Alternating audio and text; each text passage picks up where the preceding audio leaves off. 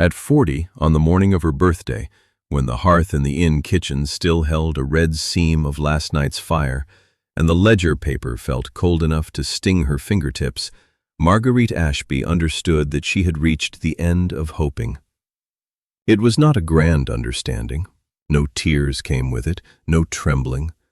Only that quiet, final settling a house makes after the door is shut and the wind has gone on knocking elsewhere. Greywether was already waking badly. The flagstones near the taproom were damp from a bucket that had split in the night. Somewhere above her, her father coughed into his sleeve, and the sound told her more plainly than any speech that he had drunk before dawn again. The coach road had been poor all winter, the accounts poorer still, and the debt that had been put off one more time would fall due at Candlemas whether the house was ready or not. It was her hand in the still room, her hand over the figures, her hand over every small saving that had kept the inn standing this long. She carried the key to the little chest in her apron pocket as if it weighed more than iron. Inside lay her mother's wedding lace, folded in yellow tissue, the work so fine that the light seemed to catch in it like water. Her mother had worn it once, and after that it had become one of those family things no one used and everyone protected. Marguerite had never touched it without feeling the old grief rise in her throat. This morning she took it out and smoothed it between her palms.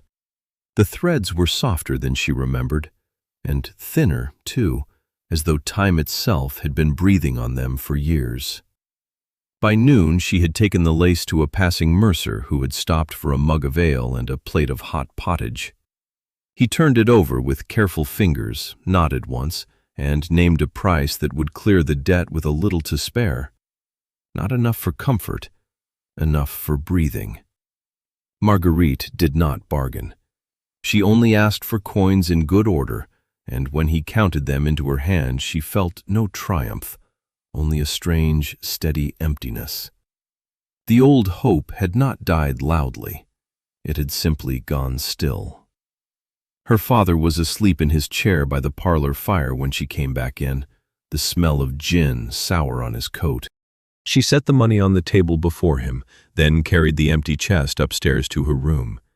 It had held ribbons once, and a sprig of lavender, and one foolish, ribboned thought after another that some respectable man might one day ask for her and make of her life a home. She had kept that wish through years of service, through endless guests and wet boots and bills folded into corners. But this was her birthday, and at 40 she was tired of waiting to be chosen. So she opened the grate, fed the hope chest into the flame, and watched the wood catch. The smell of smoke curled through the room, sharp and sweet. Outside, the sky had gone the color of old pewter, and the first flakes were beginning to drift down over the yard. Marguerite stood with her hands folded at her waist and said it aloud, very softly, as if speaking to the room itself. No husband, no waiting, no more dreams built on other people's mercy. And just as the last of the lace turned to ash, a carriage bell sounded far off on the road, thin as a warning. If you're drawn to quiet, aching stories like this, subscribe and stay with me, because the storm was only just beginning. By dusk, the bell had answered itself. A thin line of wheels appeared first on the road, then the outline of a carriage dark with wet snow, its lamps blurred by the falling white. Marguerite Ashby was already in the passage when the front door rattled under the knock, her apron still dusted with ash from the little hope chest fire. She did not expect company so late, and certainly not on a night when the air had gone sharp enough to make the windows sing.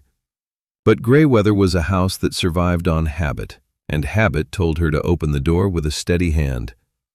The drivers stamped in first, then a clerkly little gentleman with a valise, then 2 more travelers with red noses and damp cloaks.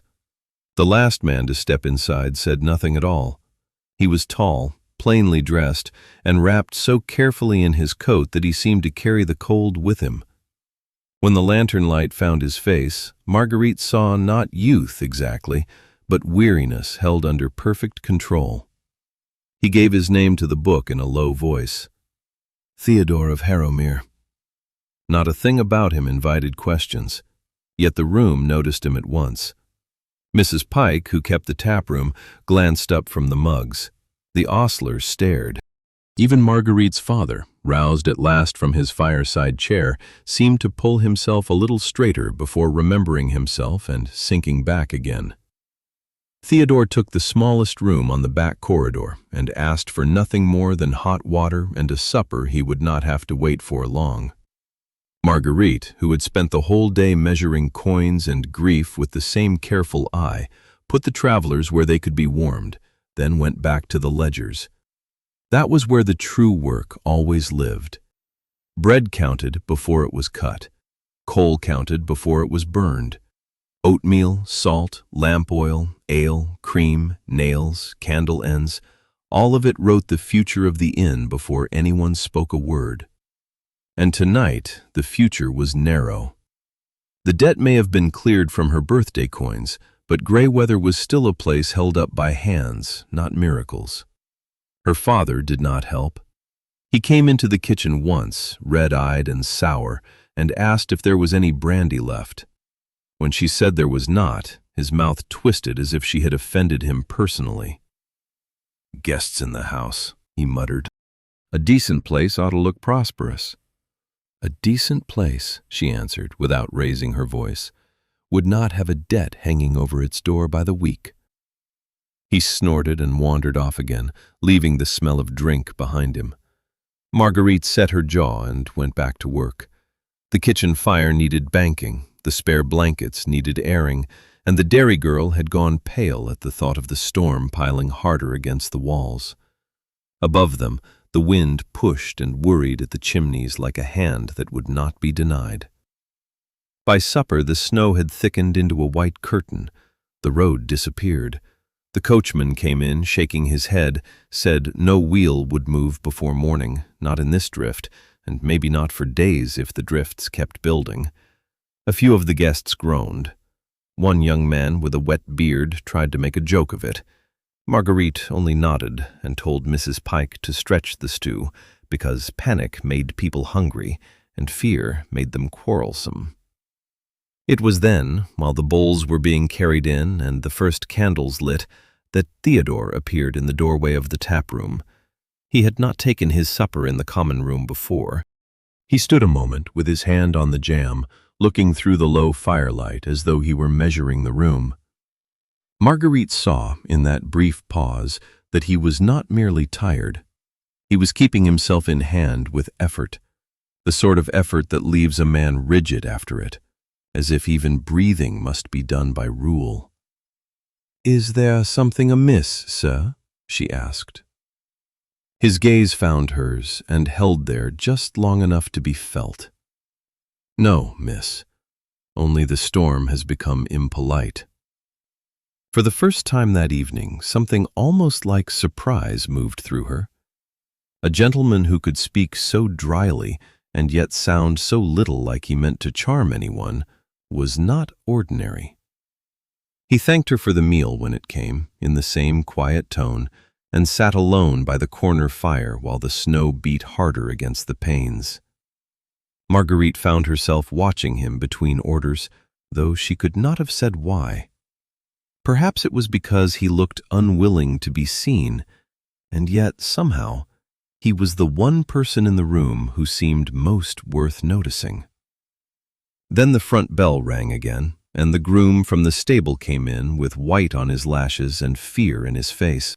"Miss Ashby," he said, gasping a little, "there's trouble below stairs. The mare's gone into labor, and I don't think old Tom knows what he's about." Marguerite was halfway to the yard when the groom caught his breath and said the mare had taken her time at last. The night air bit cleanly at her cheeks the moment she stepped out. Snow was building along the wall in pale ridges, and the stable door stood half open, spilling a strip of lantern light across the yard. Inside, the smell changed at once from wet wool and peat smoke to warm beasts, damp straw, and the sharp, sour sweetness that always seemed to cling to a birthing stall. Old Tom looked miserable in the corner, his cap in his hands, while the groom hovered near the door as if the mare might take offense at his presence. Marguerite did not waste a word. "Bring more water," she said, "and clean cloths, not from the ale-room, from the linen press." Tom muttered that he'd done what he could, which meant, in his case, that he had stood about and worried. She ignored him. She rolled her sleeves to the elbow, took the lantern from the hook, and went in close to the mare's flank. The animal trembled under her hand, all heat and effort, and Marguerite spoke to her in the low, steady voice she used with frightened guests and stubborn accounts alike. Theodore appeared in the doorway a moment later, just standing there with the snow clinging to his shoulders. He had taken his supper, she thought, but not enough to have gone to bed. He looked from the mare to Marguerite, then to the groom's blank face, and set his jaw as if deciding something. "May I hold the lamp?" he asked. It was such a simple offer that she almost looked at him twice. Gentlemen did not often ask to be useful in a stable, and fewer still meant it. "Only if you can keep still," she said. "I believe," he answered, with the dry edge of that same quiet humor, "that I can manage that." So he stood where she put him, one hand beneath the lantern to keep it steady while she worked. The mare's sides shuddered. Old Tom made a noise of alarm that did no one any good. Marguerite kept her focus on the animal and on the task. She had seen enough births before.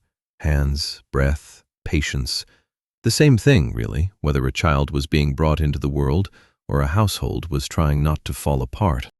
The foal came at last with a wet, trembling rush of life, all legs and slick hide and startled noise.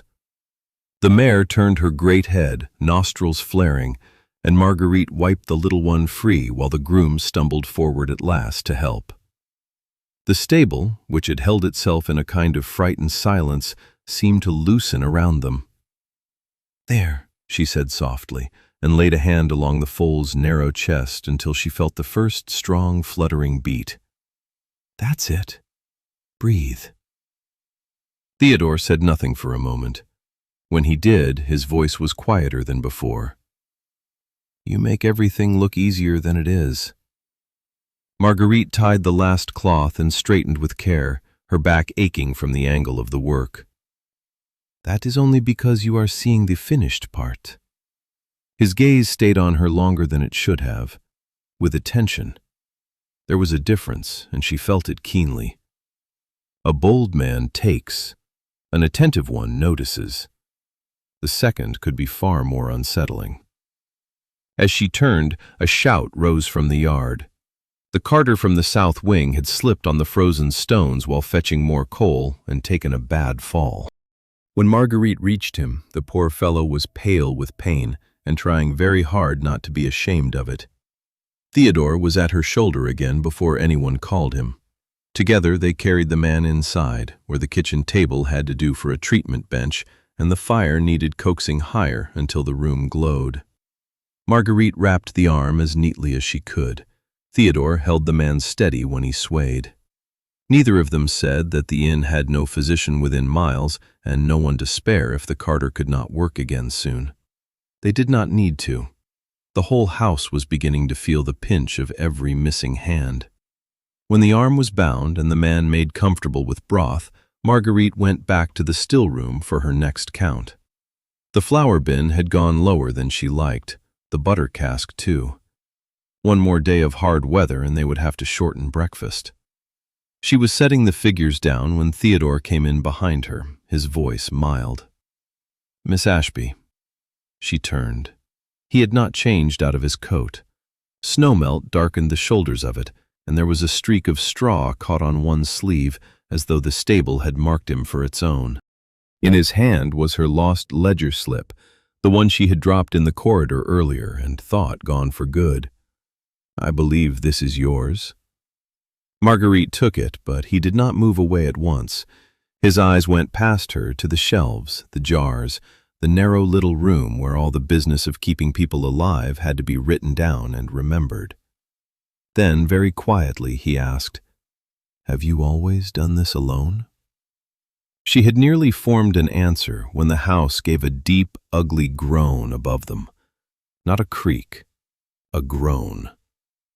Both of them looked up at once, and from somewhere over the kitchen came the sound of running water where no running water should have been.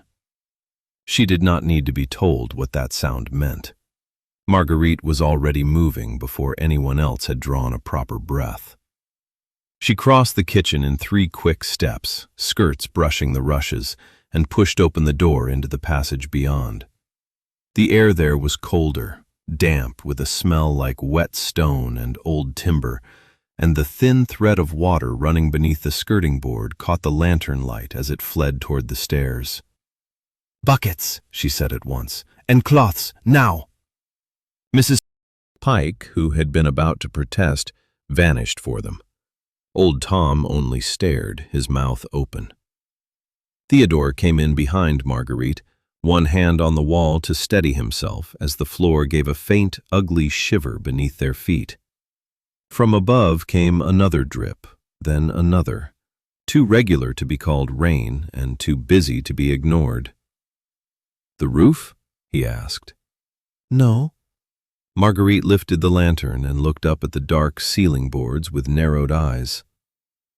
"The cistern or the feed pipe. If it has frozen and split, it will run until it empties." That was the trouble with old inns. They had secrets in their bones. A cracked beam, a hidden draft, a pipe laid long ago by hands no one remembered. Greywether had always been held together by habit and patching, and tonight the whole place seemed to be confessing what it could no longer keep. She sent the groom for the key to the pump room. She sent the dairy girl to move the sacks of flour. She sent Mrs. Pike to clear the still room shelves before the water reached the preserves. No one argued once they heard that note in her voice, the one that left no room for fear. Theodore watched her for one brief instant, and something in his face changed, as though he had not expected command to sound so natural in a woman whose hands were already red from work. The pump room was bitter cold. The little window there had filmed over with frost, and the iron handle of the pump felt like a shard of ice. Marguerite bent to the stone floor, set the lantern down, and listened. The water was not coming from the pump itself. It was striking somewhere above, inside the wall, with that hollow little slap that means trouble is already inside the house. "Hold this," she said. Theodore took the lantern from her without a word. He did it carefully, as though he had been taught that service could be rendered without pity. That made it easier to accept. She climbed onto the low stool, brushed back the loose hair from her temple, and pressed her ear to the timber panel. There it was again, a rushing, trapped sound, a break, and a bad one. Marguerite straightened slowly. "If the water reaches the still room, we lose the preserves. If it reaches the ledger cupboard, we lose more than that." Theodore's eyes went to the narrow door beside the shelves. The still room, with its jars and bottles, its vinegar and sugared peel, its little order of the house, suddenly looked very vulnerable. He moved without being told, taking down the nearest jars and setting them on the table in careful rows. One of the lids clicked softly as he placed it down, and the sound was absurdly gentle in the middle of all that cold threat. "Where do you want me?" he asked. Marguerite looked at him, then at the stairs, where water was beginning to creep around the bottom step in a silver line. "Up there," she said, "and mind your footing, the boards will be slick." So he went, carrying the lantern high, while she followed with a stack of cloths and a shovel from the coal scuttle. The passage above the kitchen smelled of damp wool and old plaster. One corner of the ceiling had already darkened. The leak had found the weakest place, as leaks always did, and it was running in a thin stream straight through the room that held the house accounts. Marguerite stopped dead. The ledger cabinet stood beneath the stain. Theodore saw her face and came quietly to her side. "Can it be moved?" "Not quickly." "Then we shall move it quickly." He said it as if the matter were settled, and for a moment she almost smiled. Almost. The expression faded before it fully formed, but he saw enough of it to lower his head as though he had been given a private favor. Together they lifted the cabinet. It was heavier than it looked, solid with years of paper and iron hinges, and Marguerite felt the strain in her shoulders at once. Theodore took more of the weight than he ought to have done, though she did not ask him to. They hauled it 2 feet along the wall just as a fresh ribbon of water struck the floor where it had stood. Then, from somewhere beyond the plaster, came a sharp crack. Not wood, not stone. Something inside the wall had given way. Marguerite looked up at the dark seam overhead, her breath held, while Theodore went very still beside her. Marguerite did not waste breath on alarm. She had heard enough old houses to know the difference between a harmless noise and a warning. This was a warning. The crack in the wall had been followed by that rush of water, and now the sound was moving, quick and busy, somewhere where it ought not to be. She set a hand flat against the plaster, felt the cold damp seeping through, and turned at once. "Fetch the coal shovel," she said to the groom, "and empty pans, every one in the scullery." The boy flew down the stairs. Old Tom lurched after him at half speed. Theodore stayed where he was for 1 beat longer, watching her face as though it were a ledger itself, full of figures he meant to read correctly. Then he moved. "Tell me what is to be saved first," he said. "The accounts," she answered at once. "Then the preserves. Then anything else that will not rot before morning." He gave a small nod, as if that were a sensible order in any household, and not the sort of thing only a woman like Marguerite would know to decide before her own fear had time to speak. The still room smelled stronger as they rushed back through it, all vinegar, lavender, and winter apples. The little shelves that had seemed so neat an hour before now looked dangerously exposed, each jar glinting under the lantern light like something fragile and dear.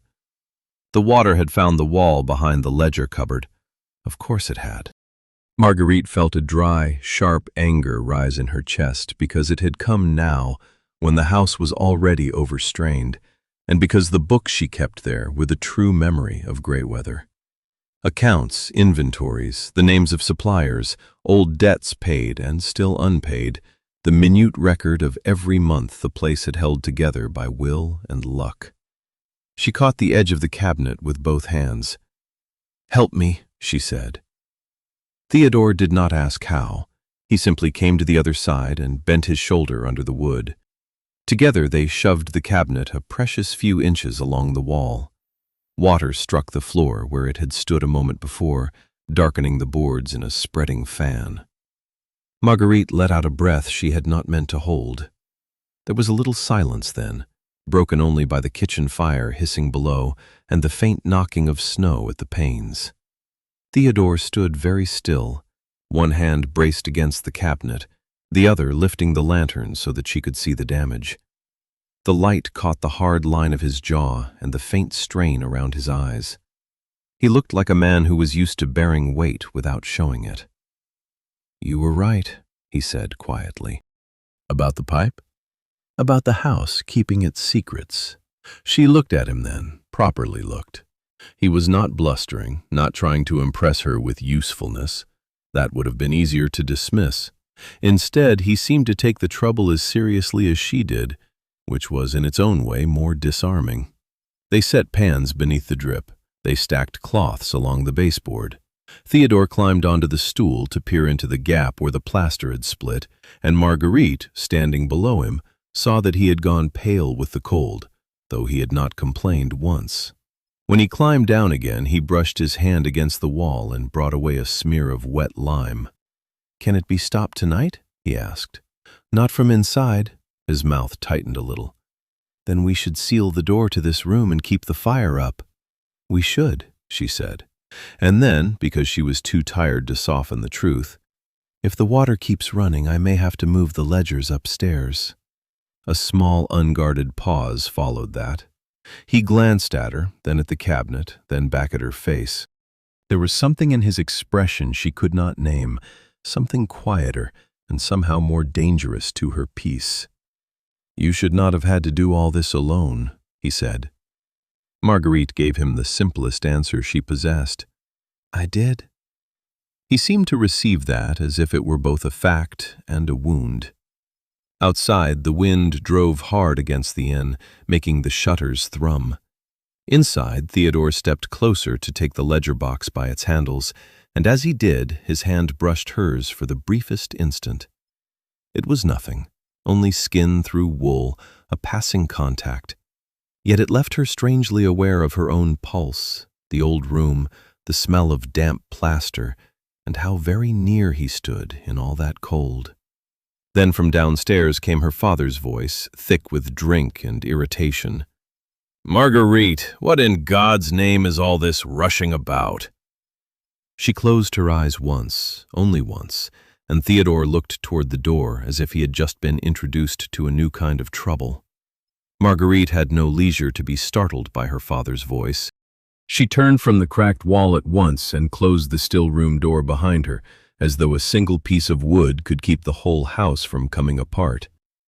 The smell of damp plaster and wet ash followed her into the passage. Below, her father's heavy steps dragged across the hall, and she knew by the sound of them that he had already been drinking. "Well?" he demanded from the lower stair. "What is all this clattering for?" "A leak," she said, and kept her tone level. "Nothing for you to trouble over." That answer, as usual, troubled him all the more.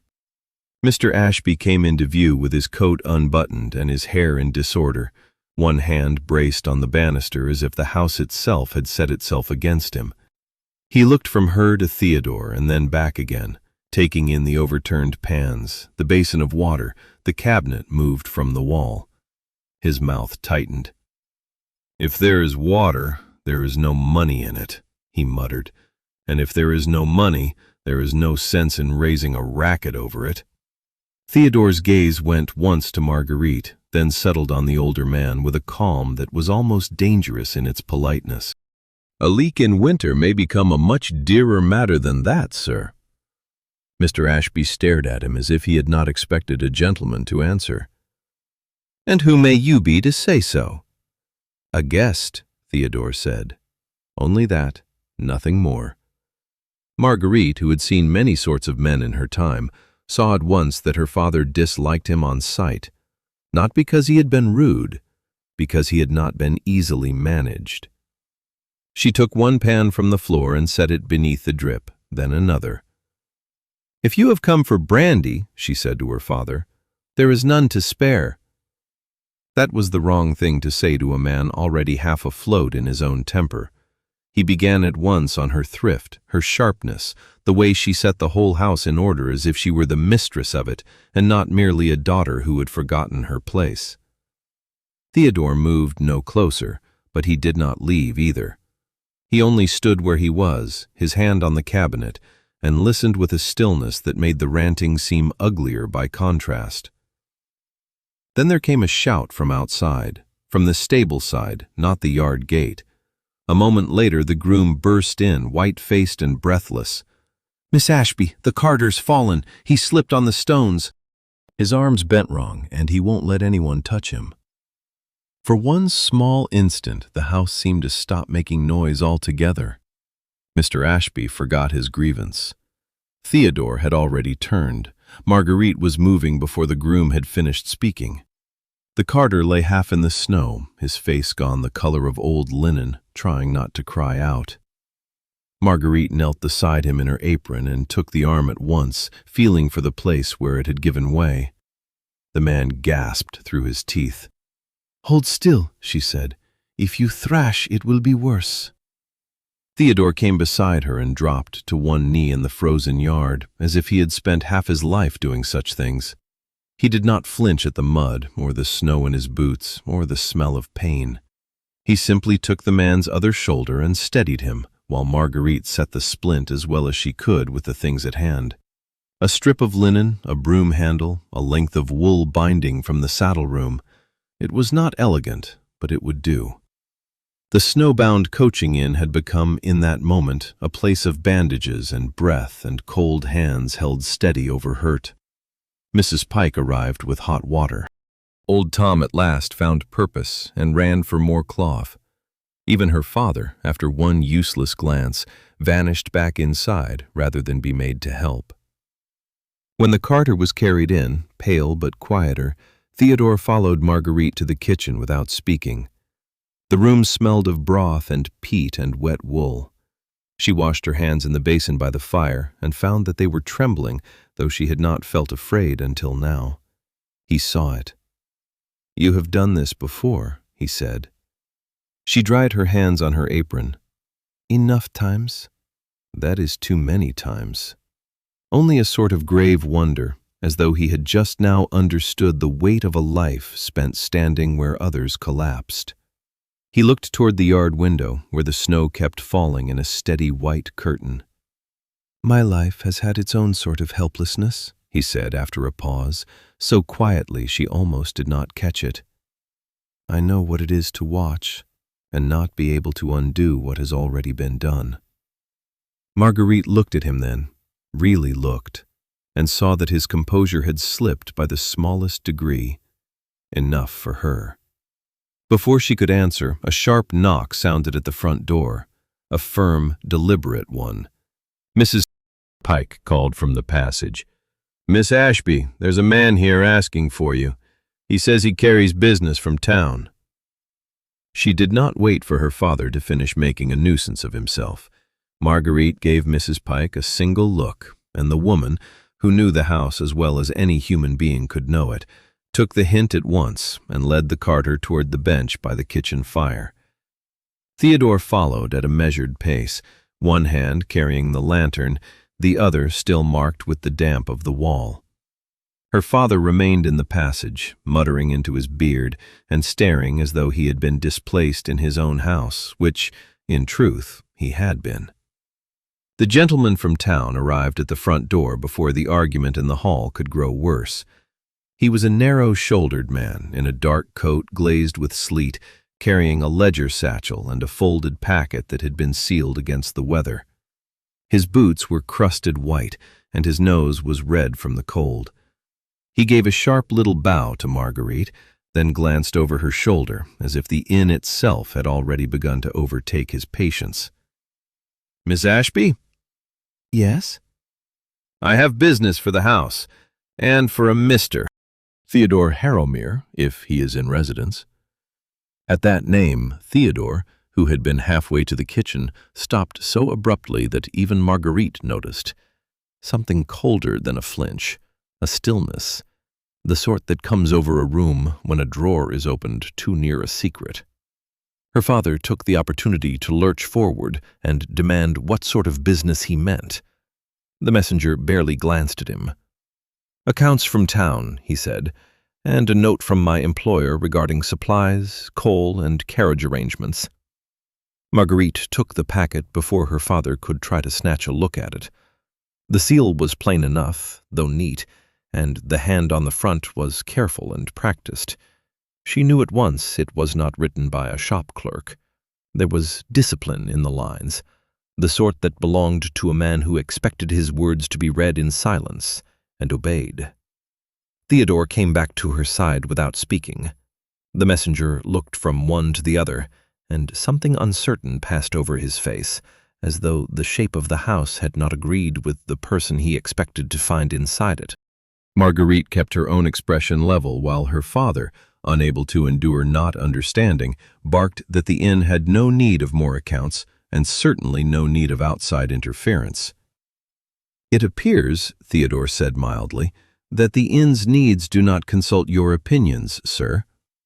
If the words had been sharper, they would have sounded rude. In his voice, they sounded merely true. Her father reddened and opened his mouth, but Marguerite was already cutting the packet open with her nail. Inside lay a brief note, and folded behind it, a supply list for coal, meal, lamp oil, and dried beans in quantities far beyond what any ordinary traveler would request.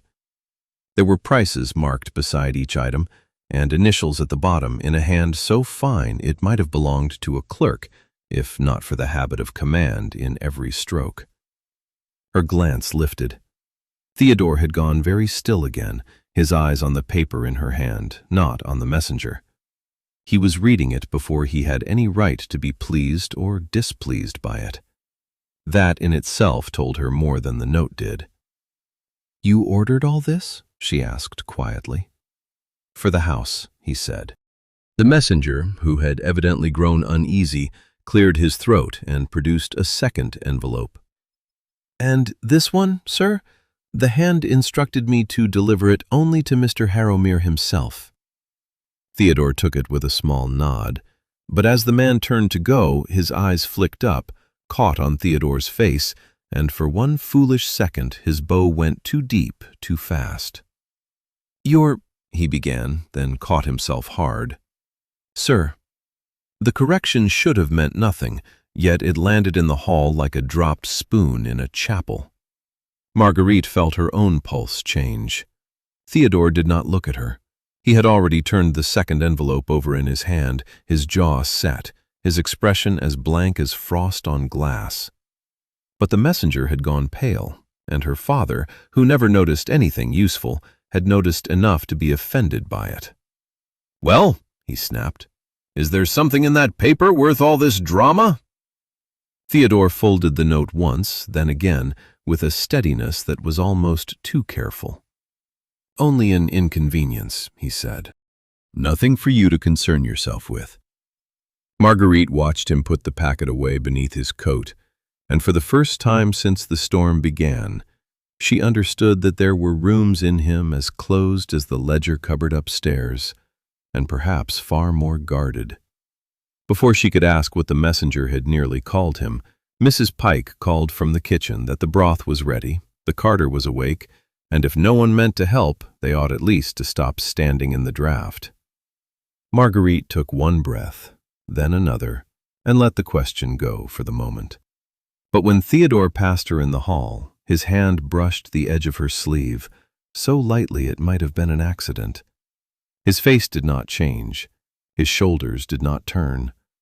Only his voice, pitched low enough for her alone, gave away that he was unsettled. "Later," he said.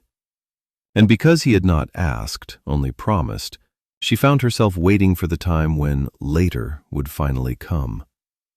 When the messenger had gone and the carter was settled near the fire, the inn had taken on that odd, strained quiet that follows a crisis when nobody has yet found the courage to breathe properly again. Marguerite stood at the kitchen table with her hands wrapped around a cup of tea gone cold, listening to the rainless hush outside and the faint snap of the embers beneath the iron grate. Theodore was still with her, though he had moved no closer. He had taken the packet from town up to his room at her request, and returned it now folded and under his arm, as if it were no more than a note about coal. But his face had altered, only enough for her to see that whatever lay inside that paper had touched him more deeply than he wished. She did not ask him then. There were too many eyes in the kitchen, and her father finally remembered that he was offended and was making a poor show of it by standing with his back to everyone and drinking from a chipped glass. Mrs. Pike moved between the tables with bowls of broth. The carter, pale but calmer, was starting to doze. Outside, the snow pressed softly at the windows, white upon white. "Miss Ashby," said Mrs. Pike in a low voice, "the gentlemen from the front room are asking after supper, and there are 2 more beds to be made up." "I know." The answer came out steadier than Marguerite felt. She set the cup down, then turned to look at the room as a whole, measuring what had to be done next. The leak in the wall would have to wait until morning. The cupboard was safe for the hour. The preserves were dry. So were the most important things, for the moment. A house, she had learned long ago, was never held together by one grand act. It was held by a sequence of small refusals to let it go. Theodore must have seen the turn of her mind, for he said, "I can make the beds." That stopped her for a moment, because he said it in a way that made it sound reasonable. "You may, if you wish," she said. "I do wish." He did not wait for thanks. He only gave a slight bow to Mrs. Pike, who nearly forgot to curtsy in return, and went out with the clean linen folded over one arm. Marguerite watched him go with a strange, unsettled feeling she had no name for yet. It leaned close to admiration. Trust was slower and more cautious. This was the beginning of something that had not decided what shape to take. Her father chose that moment to mutter, "Fancy work for a man with his own rooms." Marguerite turned her head. "He is helping." Her father gave a rough laugh. "Helping, yes.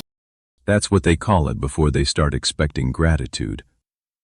She could have let the words pass. She had let worse pass for years, but the day had already taken enough from her. "If gratitude is all you see," she said quietly, "then I pity you." The old man stared at her as though she had spoken a foreign language. Then he snorted and pushed past her into the passage, muttering about ungrateful daughters and houses that had forgotten their betters. The truth was, the inn had forgotten almost everyone except her. She turned back to the kitchen just as the front door opened again, letting in a thin blade of cold air. A maid from the upper corridor came in with an ashy look on her face and said there was a gentleman below who had asked for Mrs. Graves and then for Marguerite by name, not the inn, food, or shelter. A visitor. Marguerite dried her hands slowly on her apron and went to the hall. He stood just inside the door, a tall man in a weather-dark coat with a lawyer's box under his arm and snowmelt on the brim of his hat. He looked out of place in the inn, all narrow precision and damp leather, but his voice was courteous enough. "Miss Ashby?" "Yes?" "I have a letter for you, and if you will forgive me, an inquiry regarding the condition of the property." That last word made her glance sharpen. Property. The sort of word that meant money, claims, boundaries, the shapes people put on houses when they meant to own them. She took the letter before she took her breath. The seal was unfamiliar, but the handwriting on the outside was neat and severe, not unlike the hand on Theodore's packet. Her fingers tightened. Behind her, in the hall, Theodore had come to a stop. She felt, rather than saw, his stillness. It spread through the passage like cold iron. The lawyer glanced between them, and, perhaps sensing that he had stepped into something private and not yet understood, lowered his voice. "I am instructed to remain until Miss Ashby has read it." Marguerite turned the letter over once in her hand, the paper dry and cool against her skin. "From whom?" she asked. The lawyer hesitated, and Theodore, from the far end of the hall, said in a voice she had not heard from him before, very low and very controlled, "Tell her the truth." The lawyer's request carried them not to the hall, but to the small breakfast parlor, where the fire had burned down to a red, patient core, and the window panes were misted with cold. Marguerite went first, the paper still in her hand, and Theodore followed after a brief pause that told her he was already bracing for what was to come. The room smelled of tea leaves, beeswax, and the wet wool of the men who had come in from the snow. The stranger closed the door, then removed his hat. "Miss Ashby," he said, with the careful stiffness of a man used to giving bad news in respectable rooms, "I am instructed to name my employer plainly. The gentleman known to you as Mr. Theodore Harrowmere is, in fact, His Grace the Duke of Elmore." For a moment the only sound was the faint crack of the fire. Marguerite did not drop the letter, though her fingers tightened upon it until the edge pressed hard against her palm. She had known, in some part of herself, that the false name was not the whole of him. There had been too much discipline in the silence, too much ease in command. But hearing the title spoken aloud made the whole thing sharpen into a wound. The Duke. Of course he was. Theodore did not look at the lawyer. He looked at Marguerite. Only waiting, as if the ground beneath him had changed and he would not pretend otherwise. Her father, who had followed in a blur of offended curiosity, let out a short snort. "A duke?" he said. "Well, that explains the coat."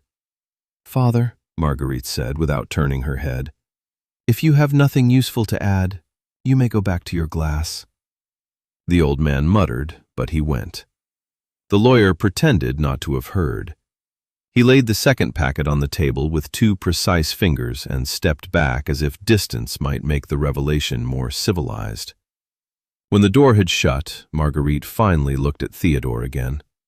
The firelight touched the line of his cheek, the dark fall of his hair, the tiredness around his eyes that rank had not altered one bit.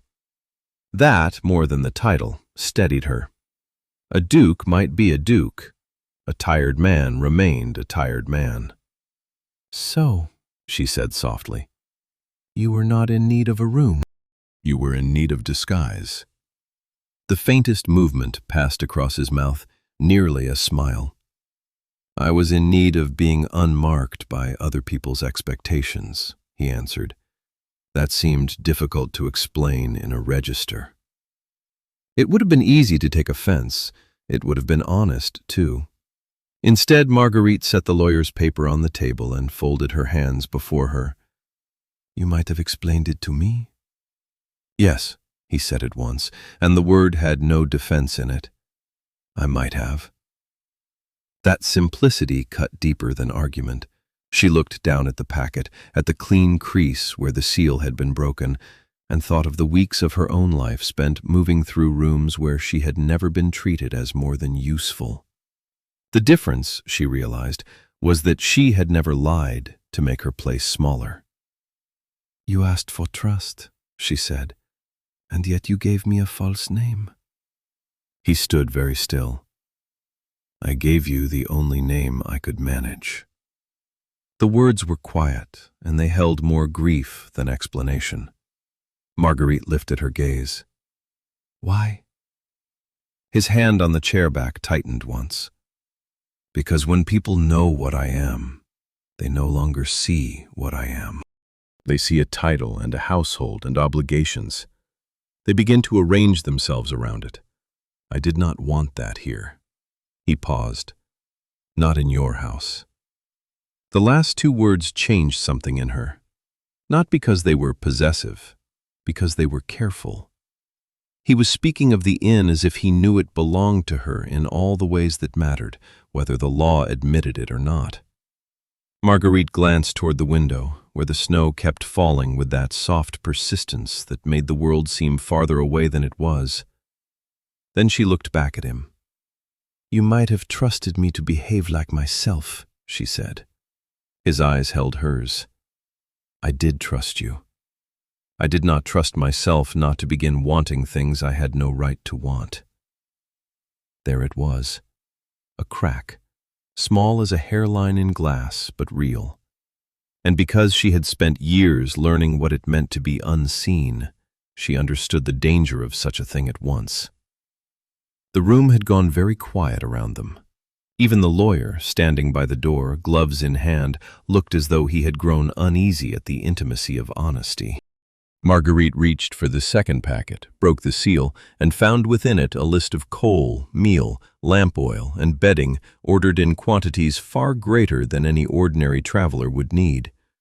There was also a note from the Duke's solicitor, crisp as frost, promising more to come by the end of the week. She stared at the figures. "You had this sent to the inn," she said. "I did?" "You had no need." His answer was immediate. "You had no need to do what you have done, either." She looked up then, caught by the plainness of it, and then the lawyer cleared his throat. "There is one further matter, Miss Ashby, a separate envelope. It was directed to His Grace alone, but I was told to keep it with me until he had read the first packet." Theodore's hand came off the chair. Very slowly he took the envelope from the man's fingers, and for the first time since the title had been spoken, his face changed. The room went so quiet that Marguerite could hear the old clock tick above the mantel, slow and dry in the warmth. Theodore held the envelope in both hands for a moment, as though it had the weight of something living. Then he looked up, and all the careful stillness on his face had shifted, altered, like ice that has taken a crack beneath the surface. Marguerite did not speak. She only watched him. The lawyer, who had plainly expected discussion, shifted his feet and glanced toward the door. He was a sensible man. He knew when he had walked into a house where the air had changed. Even her father, standing near the window with his glass forgotten, seemed to sense that this was no matter for him. He made one useless sound in his throat, then muttered that the breakfast parlor was no place for secrets, and received no answer from anyone. Theodore opened the envelope. Inside was a short note, no more than a folded half-sheet, sealed with a crest Marguerite did not know. He read it once, then again, more slowly. When he finished, he did not at once raise his head. His mouth had gone very still. The muscles at his jaw were rigid, but his hand had tightened on the paper enough to crease it. Marguerite's voice came softly. "Bad news?" He looked at her then, and there was a strange honesty in his face, as if the question had caught him before he could choose a safer expression. "Yes," he said, "and not of the ordinary kind." That was all he offered at first. It should not have been enough to move her attention, but it was. Theodore set the note down beside the lawyer's packet, then put one hand on the back of the chair as though he needed the support for steadiness rather than pride. "The message is from my sister," he said at last. "She means to come."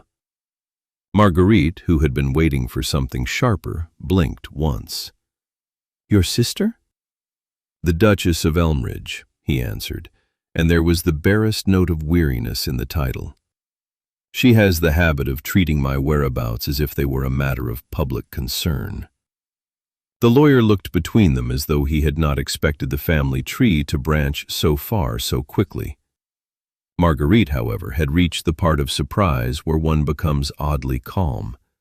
If the Duke had a sister, then he had a life outside this inn. If he had a life outside the inn, then his silence had been a choice. That thought sat with her in a way she did not fully welcome. "Is she coming here?" she asked. "She intends to." There was something almost helpless in his tone then, though it lasted no more than a breath. "I had not meant for the family to arrive before the roads were clear." Marguerite looked down at the creased note. "And yet they always do." His eyes met hers at that, and for one very brief moment the corner of his mouth moved, almost into amusement. "They do." Her father snorted. "Well, if it's family, let them come.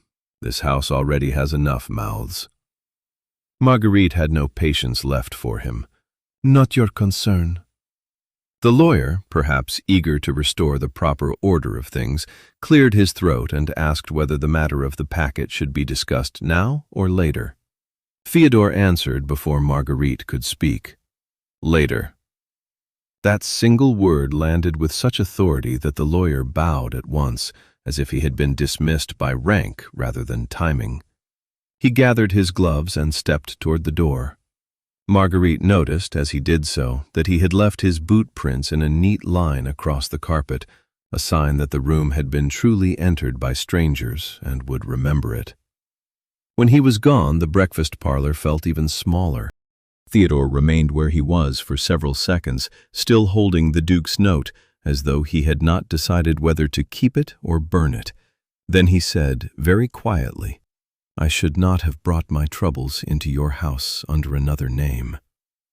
Marguerite folded her hands. "No." He looked up, and she saw the quick tension in him. He had expected the denial of a different sort. "But," she continued, "you did not bring only trouble. You brought coal, bedding, sensible lists, and you helped me with the leak, the carter, and my father's temper, which is perhaps the worst of the three. That did it. The smallest breath of laughter left him, brief as a match struck and gone. It softened nothing, and yet somehow made him more human than all the careful courtesy before it. Marguerite went on, her voice even. I do not like being deceived. I know. And I do not like being managed by half-truths. I know that too. He said it without defense, without self-pity. That mattered more than apology. Still, she did not let him off at once. She could feel the hurt of the false name in her like a cold stone, but she could also feel something else beginning to press against it. Recognition, perhaps, not forgiveness yet. The unpleasant kind. The kind that cannot be ignored. You might have trusted me with the truth, she said. His gaze held hers. Yes. And why did you not? He was silent for one beat. Then at last, he answered with a quietness that made the room seem wider around it. Because I have spent too many years being looked at before I am known. That stayed between them. Marguerite did not know what to say to it, and perhaps that was why she said nothing at all. The fire sighed in the grate. Her father shifted by the window. Outside, the snow kept falling with the same patient indifference it had shown all morning, as if the world beyond the inn could afford to remain untouched by any of this. At length, Theodore folded the note and put it away. Then he looked at her, and there was a new stillness in him now, one that had not been there before the title had been spoken aloud. My sister will likely ask after you, he said. Marguerite raised one brow. Will she? She will ask about everything. That is her talent. A pause. Then, more quietly, I should like to know what you think of her when you meet. The sentence surprised her. It was not flirtation or strategy, it was simple curiosity, and somehow that was more intimate than either. She looked toward the window, where the white of the storm had blurred the gardens almost out of sight. I should first like to know what she thinks of me, she said. For the first time, his expression fully changed, enough that the shadow in his eyes eased a fraction. If she has good sense, he said, she will be cautious. Marguerite's mouth moved before she could stop it. Cautious? About me? Cautious about everyone, he said, but with reason. She ought not to have smiled. She did anyway, just a little. And because the room had found one small moment of ease, the knock came then. Hard, formal, unmistakable from the front hall. Not the knock of a servant, not the knock of a messenger. A woman's knock, carried with the confidence of rank. Mrs. Pike opened the door before Marguerite could move. Her face was strange with astonishment. Miss Ashby, she said, in a voice that had gone thin with effort. There is a lady below. She says she is His Grace's sister. Marguerite looked at Theodore. He did not turn at once. He simply closed his eyes for the briefest instant, as if gathering strength for a storm that had arrived wearing silk. By the time the letter was folded away, the breakfast parlor had become a room of held breath. Marguerite stayed where she was, one hand still resting on the paper, while Theodore stood with the note in his coat and the faint, exhausted look of a man who had long ago learned not to let the world see where it struck him. The lawyer had withdrawn to the door with a respectful stiffness. Even her father had, for once, sense enough to keep silent. Outside, the snow came down in long white slants against the window glass, softening the gardens to a blur of white and gray. Then Mrs. Pike knocked once and opened the door before anyone could answer. Your Grace, she said, and there was a curious strain in her voice. The lady below is asking for you. Theodore did not move at first. Only his fingers shifted once against the back of the chair. Marguerite saw the change before he spoke. It was the hardening of a man who had reached the edge of a thing he had no wish to face in company. He turned toward the hall with that same controlled grace she had begun to recognize in him, the kind that made even dread look composed. "Show her in," he said. The lady who entered could not have been mistaken for anyone else in the house. She was tall, severe, and so perfectly dressed that the damp wool, the snow-heavy skirts, and the worn carpets around her seemed to shrink in comparison. Her bonnet was simple, her gloves pale gray, and her eyes were the kind that missed nothing at all. She had Theodore's dark hair and the same sharp line to the mouth, but where his face seemed always half held in, hers was open, direct, and formidable. She took in the room in one glance, the lawyer by the wall, her brother by the fire, Marguerite standing with the letter in her hand. Then her gaze returned to Theodore. "So," she said, with a crispness that would have frightened a weaker man, "you have managed to disappear to the north and still leave me to discover your whereabouts in a weather report." Theodore bowed, not deeply, not coldly either. "Good afternoon, Lydia." Lydia, name first, title omitted. That alone told Marguerite how little ceremony there was between them when no one else was listening.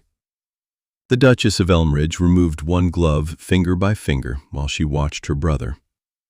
"I assumed the roads were impassable. I see now that you simply preferred to be inaccessible." "You make me sound more interesting than I am." "I make you sound less annoying than you deserve."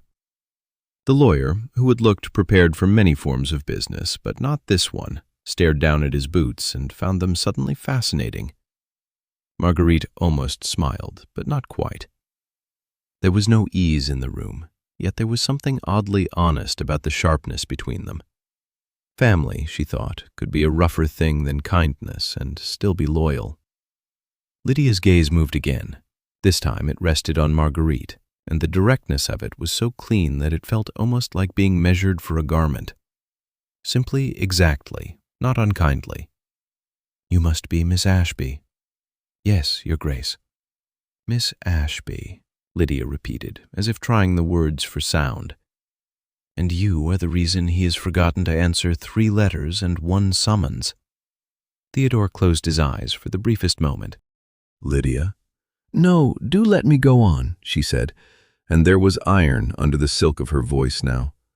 "I should like to understand why my brother is in a country house under an assumed name, with coal ordered in quantities fit for a small army, and looking as though he has not slept properly in a fortnight."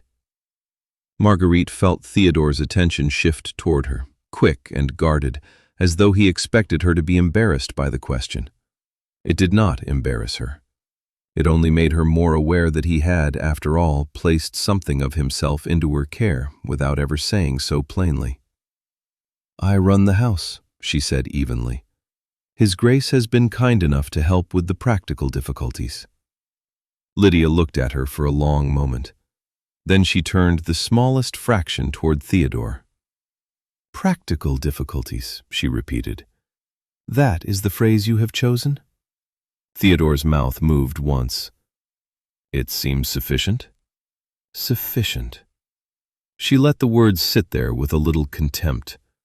Then she looked back at Marguerite, and the expression in her face changed by 1 degree, enough to become interested rather than merely severe. "Come and sit with me, Miss Ashby. I should like to hear how this house is being managed." Marguerite had not expected the invitation, nor, from the look on Theodore's face, had he. But before she could answer, Lydia had already turned toward the little drawing room off the parlor and set her gloves on the table as if she meant to stay. The movement was graceful, brisk, and absolute. "And leave your brother to his own thoughts for a few minutes?" she added over her shoulder. "If he is unhappy, he ought to become acquainted with the habit." Theodore gave a dry exhale that might have been amusement if the room had not been so tense. Marguerite followed because it was easier to obey a direct woman than to stand between 2 people who knew each other too well.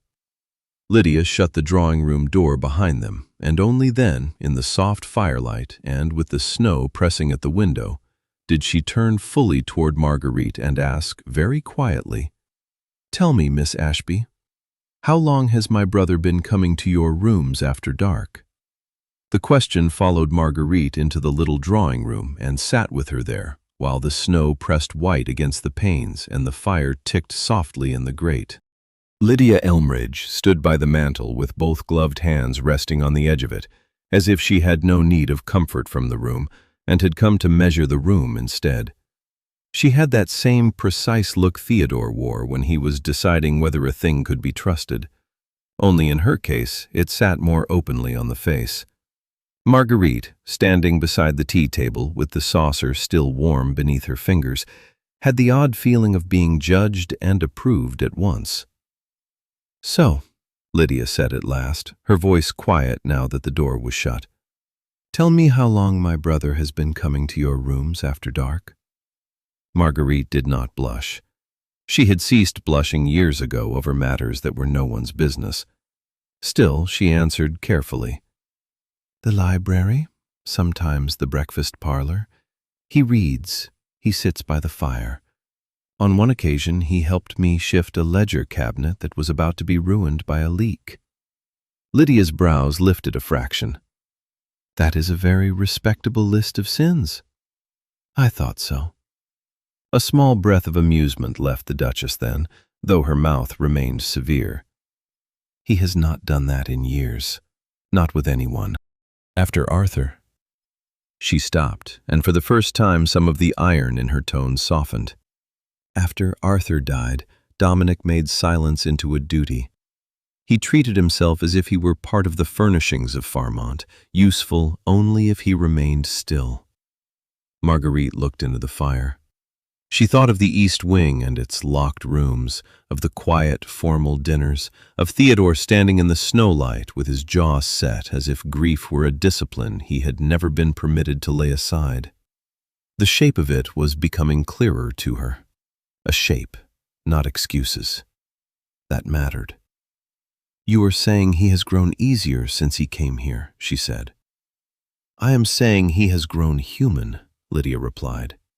Then, after a beat, "Which is rarer?" Marguerite felt the corner of her mouth move. "He has not been difficult company." "Of course he has not." Lydia's eyes went to her, sharp again, though not unkind. "That is because you have not tried to manage him.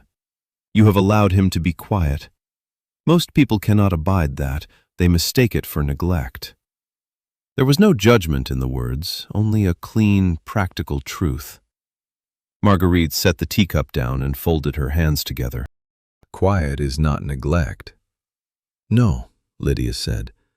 "Quiet is often the only place honest people have left." The room held that for a moment. Then Lydia crossed to the window and looked out at the snow-dark garden, the path buried under white, the stable roof heavy with frost. When she spoke again, her voice had lost a little of its edge. "And you, Miss Ashby? Are you being treated well in this house?" The question was so direct that it almost made Marguerite smile outright. She had grown used to people speaking around her, over her, or for her. Lydia's manner was a relief in its severity. "Yes," she said. "Very well." "Good." That should have ended it. Instead, Lydia turned back and began asking about the inn itself. The shape of the breakfast parlor, the use of the still room, the way the ledgers were kept, how many hands were needed to run the house when the roads closed.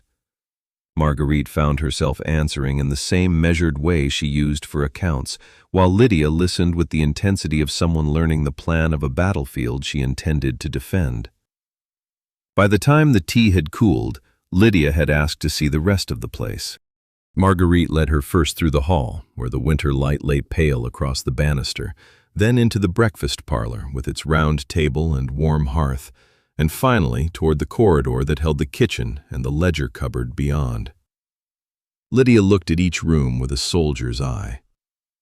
"This house is in better order than I expected," she said. "It was not when I first came in." The Duchess gave her a quick, sideways glance.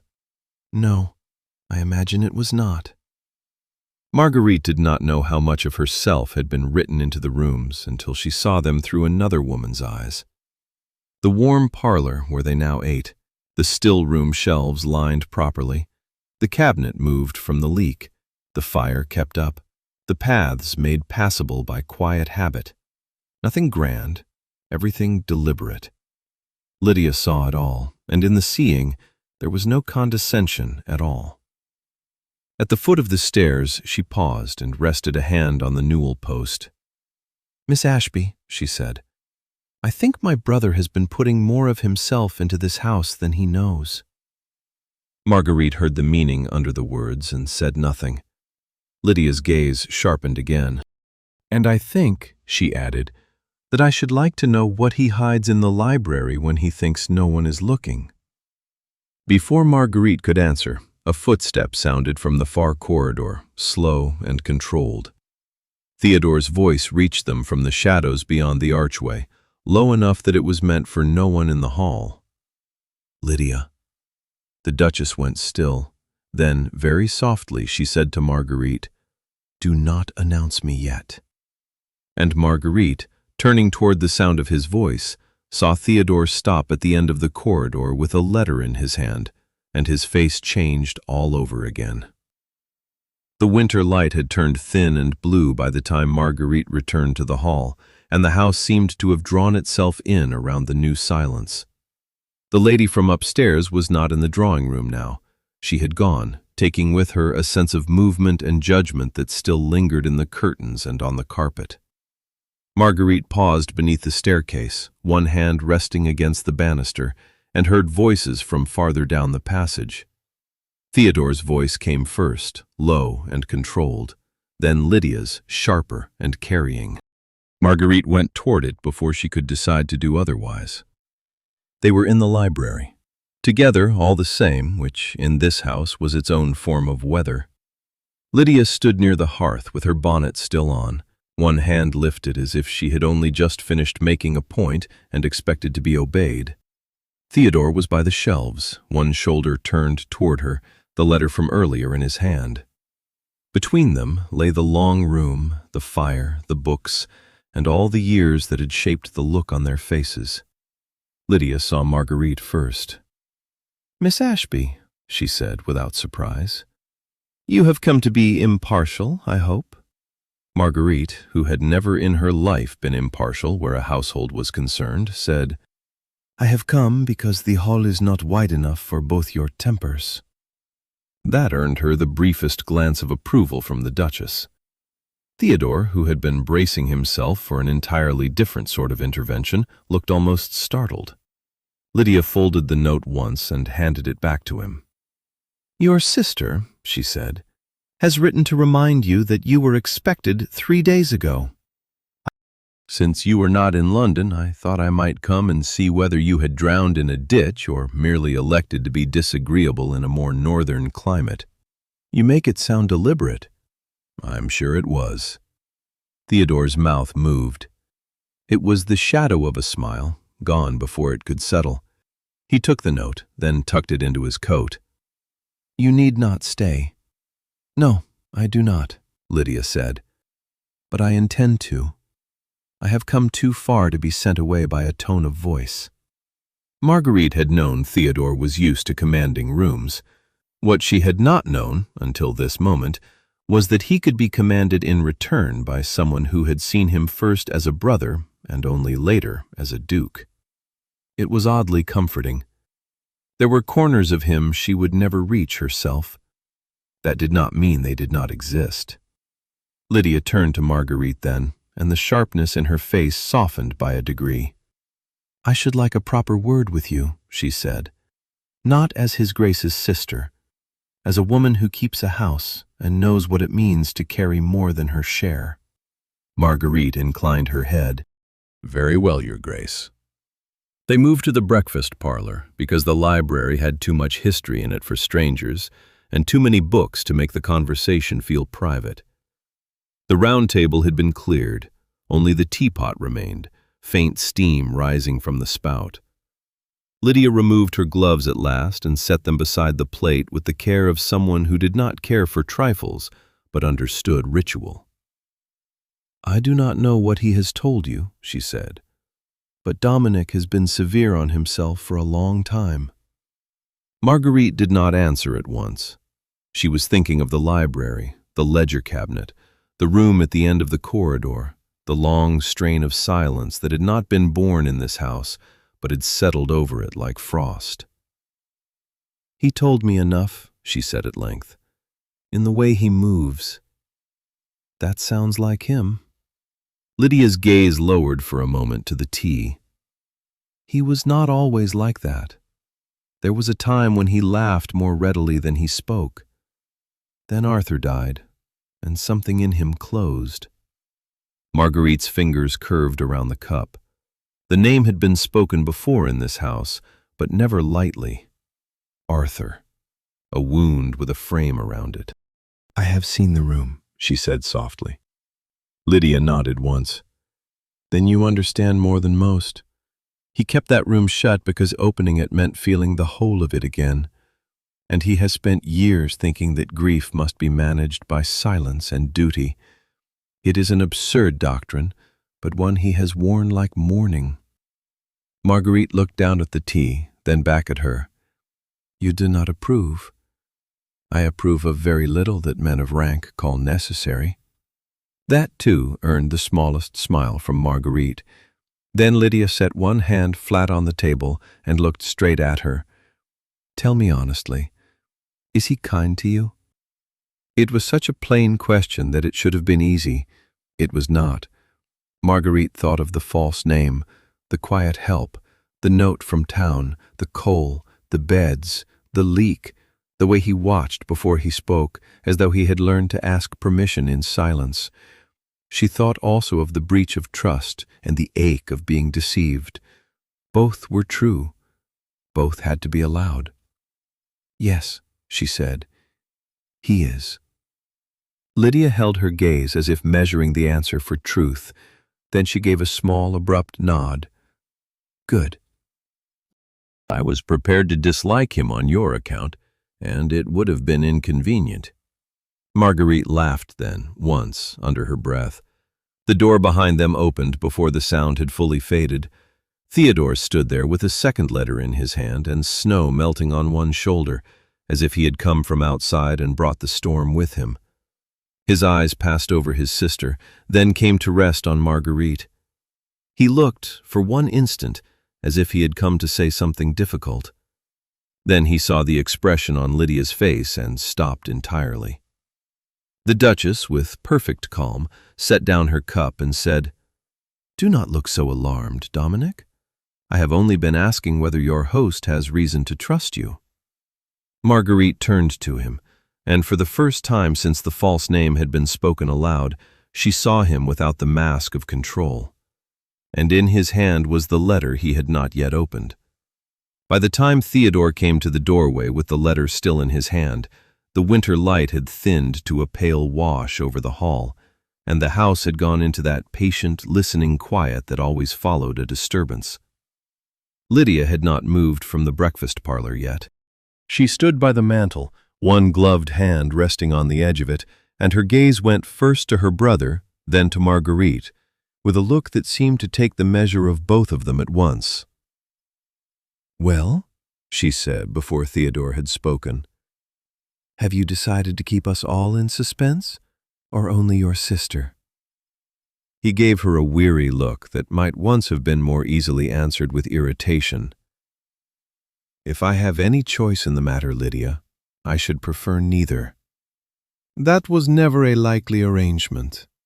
Marguerite, who had begun to understand that the Elmore family spoke to one another with the bluntness of people who had survived each other's company for years, found herself holding back a smile. Lydia caught it, of course.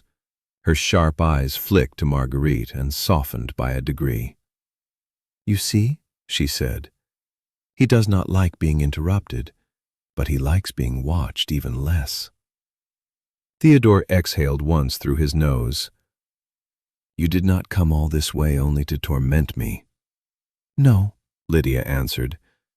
"I came to see whether you had become a hermit or only a fool." That brought, at last, the faintest movement to his mouth.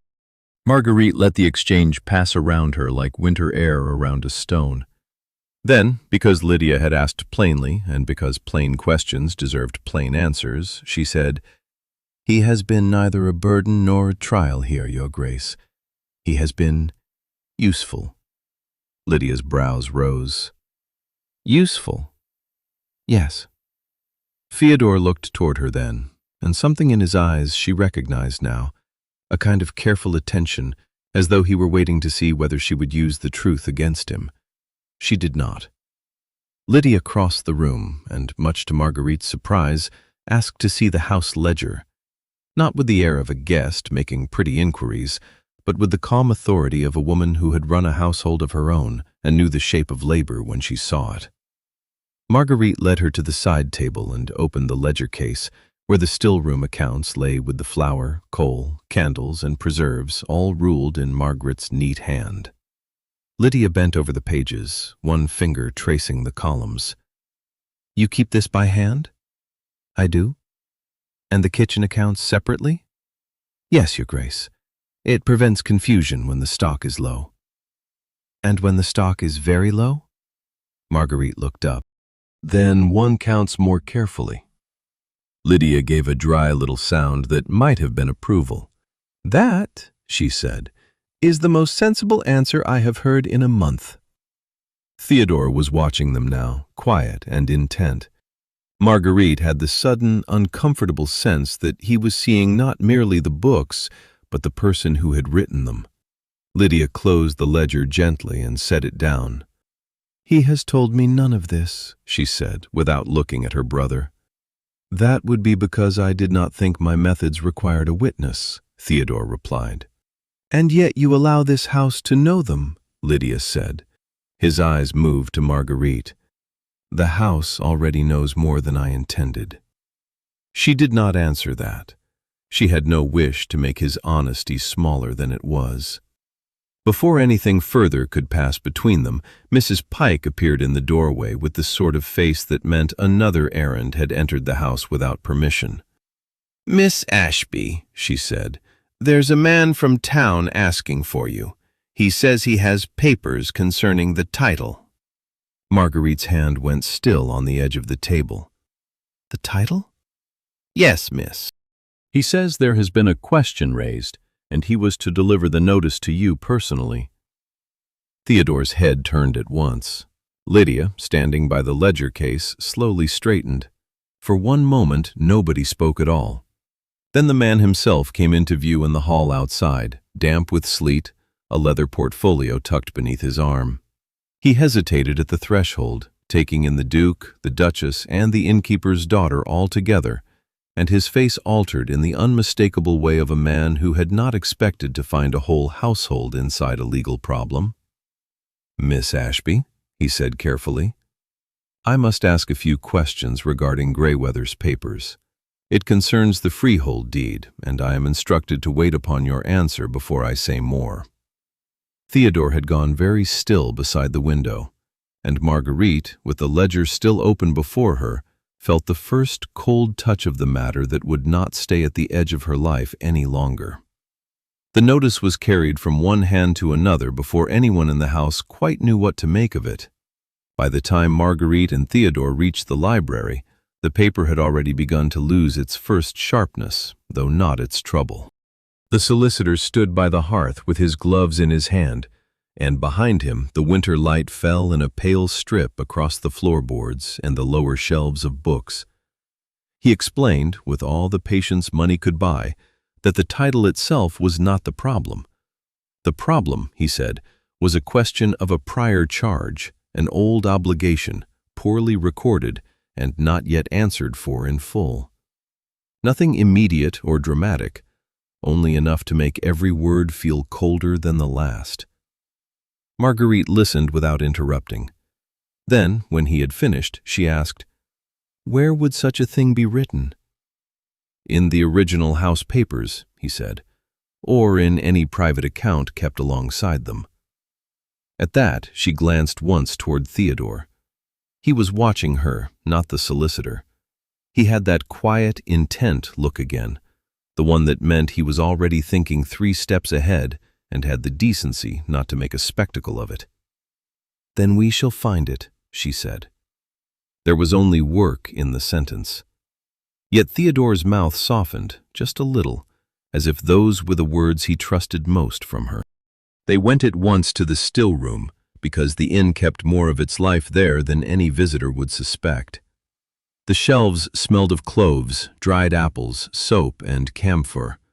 Under the jars and folded cloths sat the old ledger box, its lid warped from years of damp hands and dry weather. Marguerite knelt and drew it out, feeling the rough wood bite her sleeve. The solicitor waited in the hall. Theodore remained with her, candle in hand, and for once the room was all theirs. The books inside were not elegant.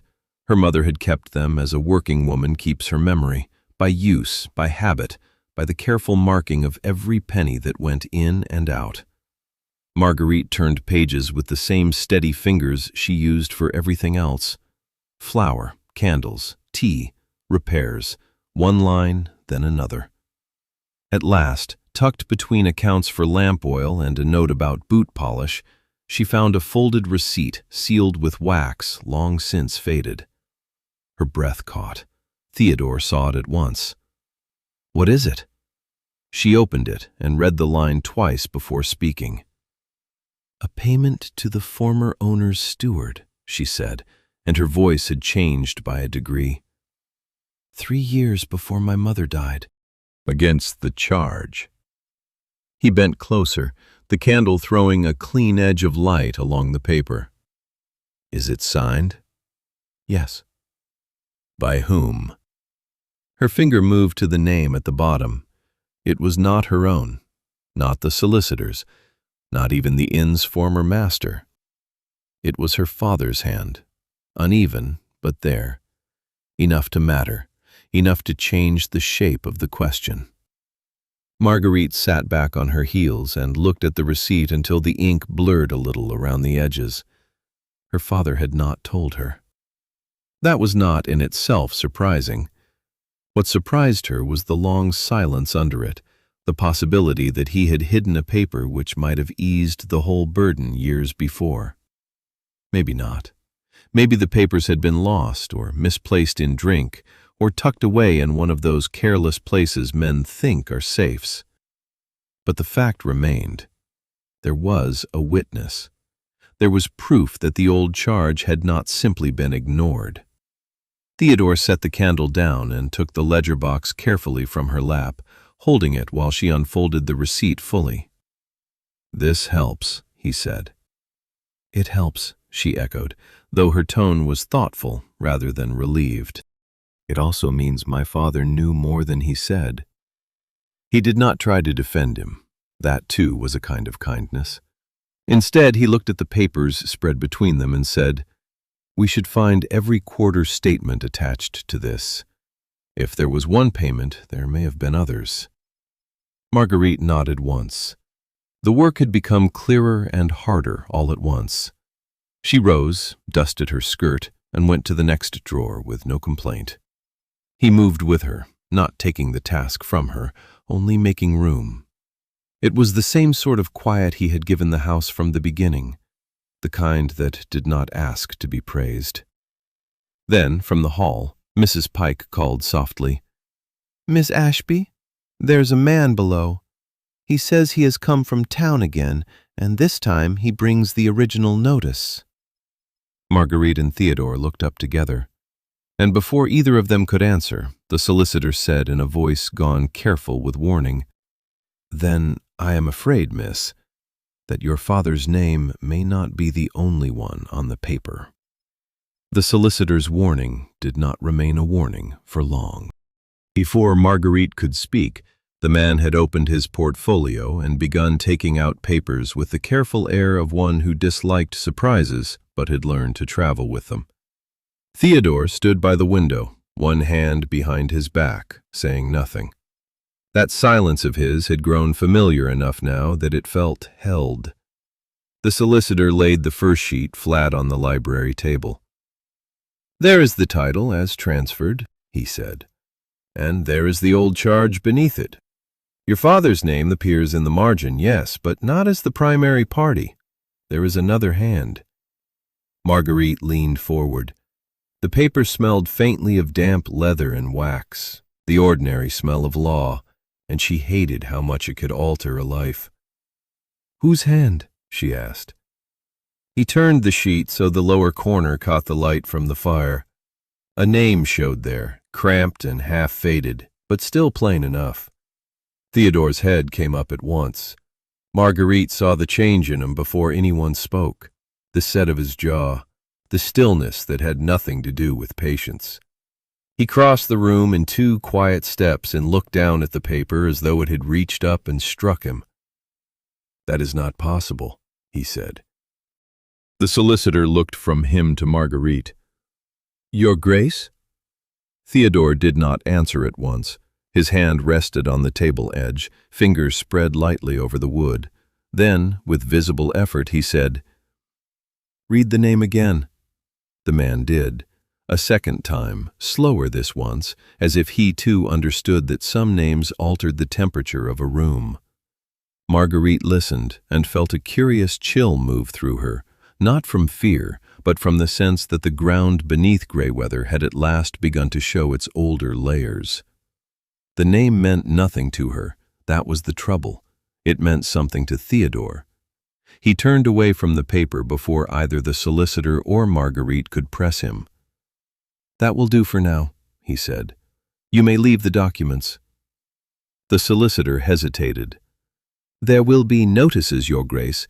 If this is challenged, and I suspect it may be, then the matter will not stay quiet." "It was never quiet," Theodore replied. The man bowed, perhaps because there was nothing else to do, and withdrew with a last look toward Marguerite that was almost apologetic. The library door shut behind him, and at once the room felt smaller, as though the fire had decided to keep its own secrets.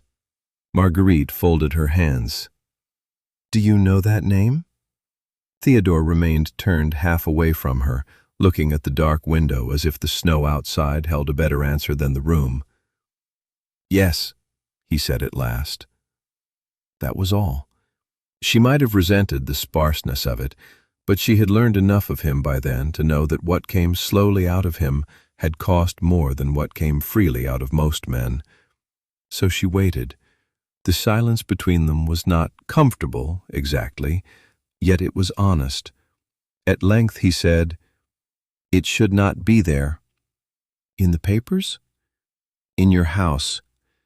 Marguerite glanced down at the title sheet. "Yet there it is." "Yes." He looked at her then, and the tiredness in his eyes was deeper than before. "I will see to it." That did not comfort her as she had expected. It troubled her in a different way. "Because you are the Duke?" "Because I brought this matter here," he said, "and because it ought not to touch you without cause."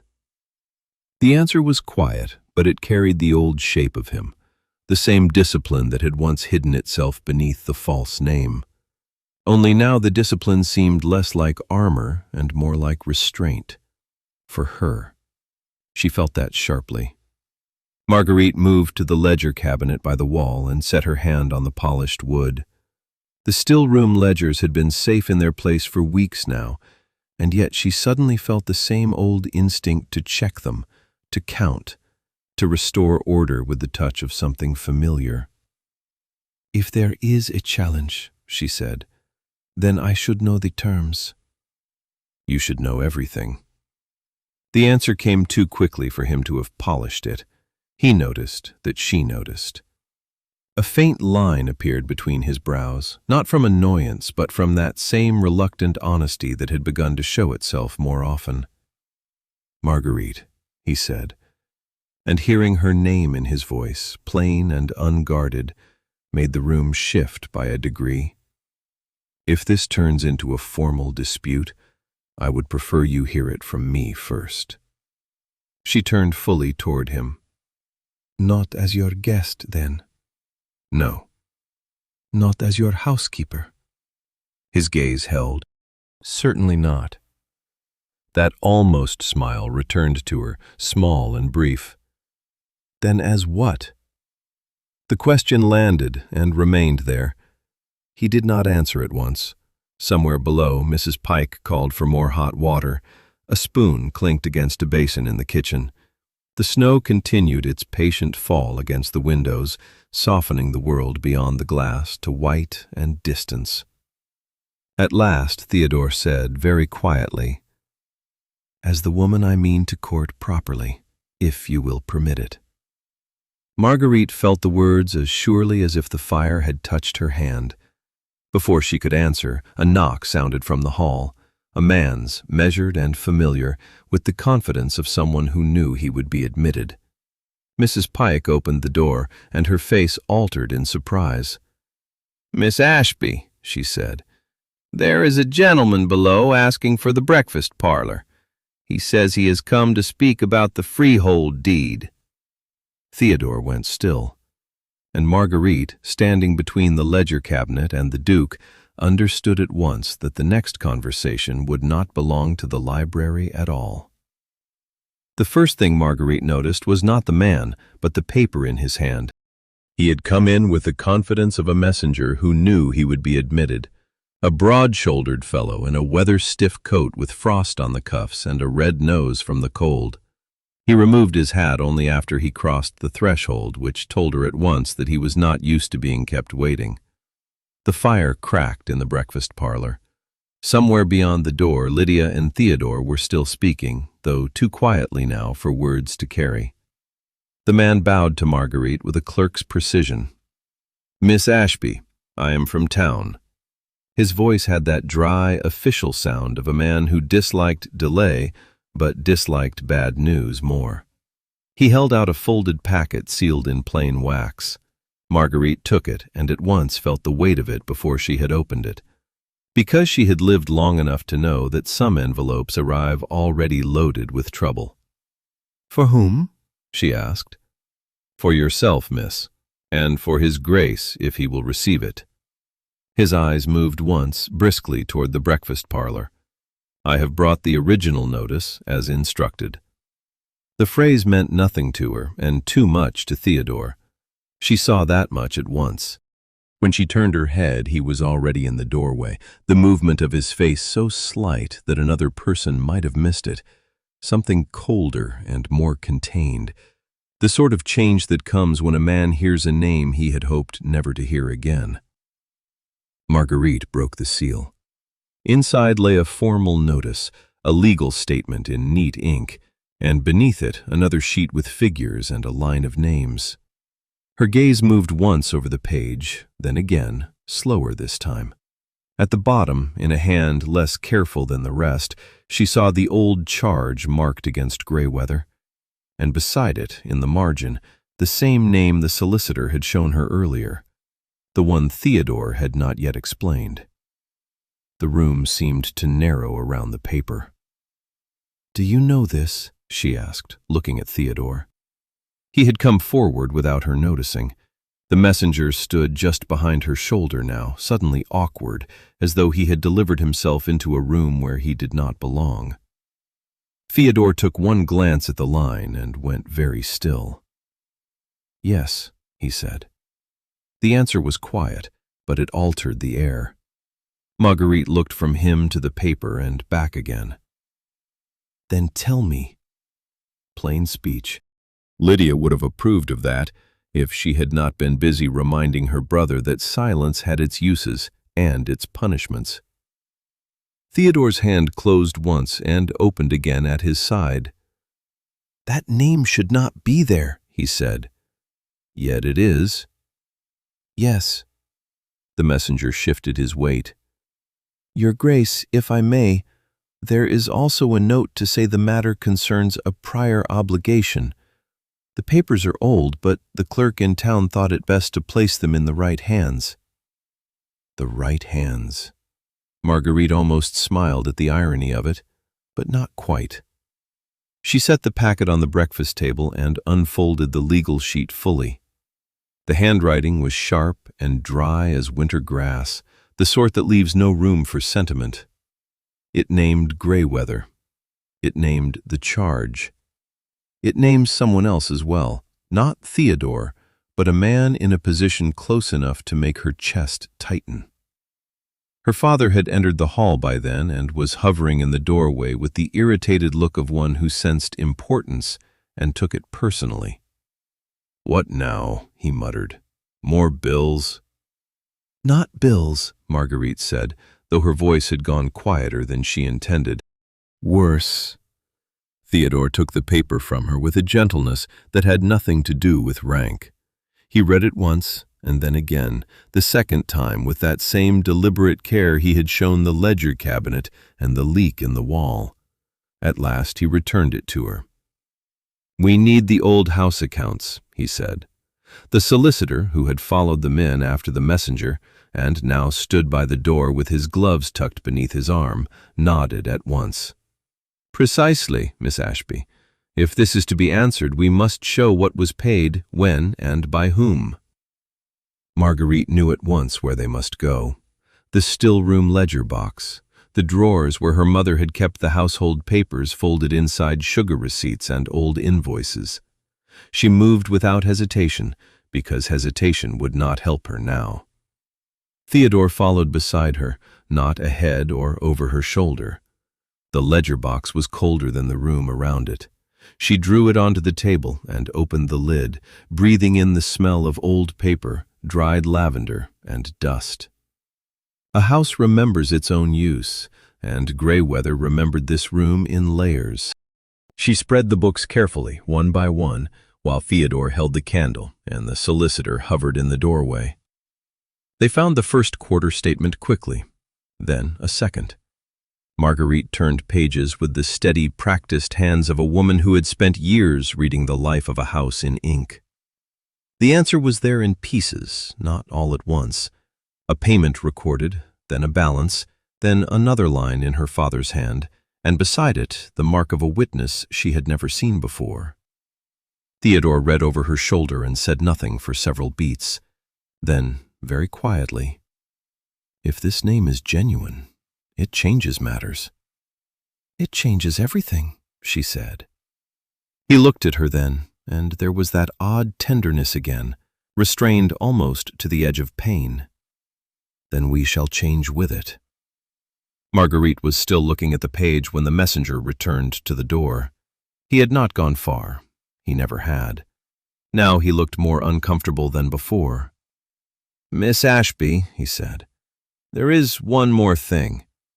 The man from town asked me to say, if the title is challenged, he will need to speak with the person who holds the original deed." Marguerite's hand stilled on the page.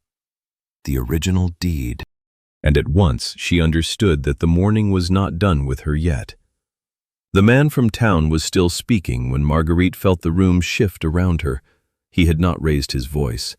It was the opposite. The words had gone so neat and precise that they seemed to freeze in place before they reached her. "The person you will need to answer to," he said, glancing from the paper to Marguerite's face, "is the holder of the original deed." There it was again, the deed. Not the title, not the house, not even the old charge. A thing that should have been nothing more than folded paper and wax, yet had now become the hinge on which Greywether turned. Marguerite took one slow breath. Her hands, which had been steady all morning, tightened once at her side and then relaxed. She looked toward Theodore, because he had been the one to bring all this trouble into the house, and because he was the one who would know how much of it was truly his. He met her eyes, and for once he did not hide the strain in his face. "I know who they mean," he said. The solicitor straightened. "Then perhaps I should say this plainly. If the title is challenged, I shall need the original holder present, or at least represented." Marguerite folded her hands over the edge of the table. "And if the holder is absent?" "Then the matter grows difficult." "That much I had gathered." The answer came dry enough to earn the faintest movement from Theodore's mouth. Recognition, not amusement exactly. He was standing beside her now, not in front, and the gesture itself mattered. The house had been full of men who stood in front of her all her life, speaking for her or past her. This one had at least learned better. Mrs. Pike appeared in the doorway just then, carrying a tray with the air of a woman who had decided the whole business would be easier if someone were fed. "Tea," she said. "And if there's to be more arguing over papers, you'll do it better with your hands warmed." No one contradicted her. The solicitor accepted a cup as though it were a necessary part of procedure. Marguerite took hers with gratitude.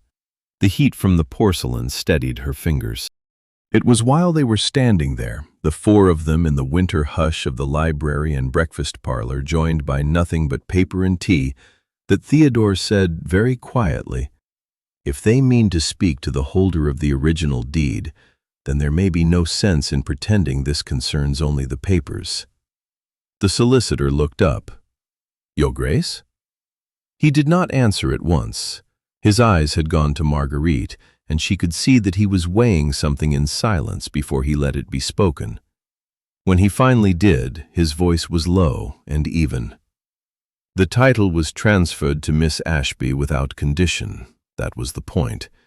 If someone now chooses to contest the old charge, it will not alter that." The solicitor's expression remained polite, but the room grew tauter.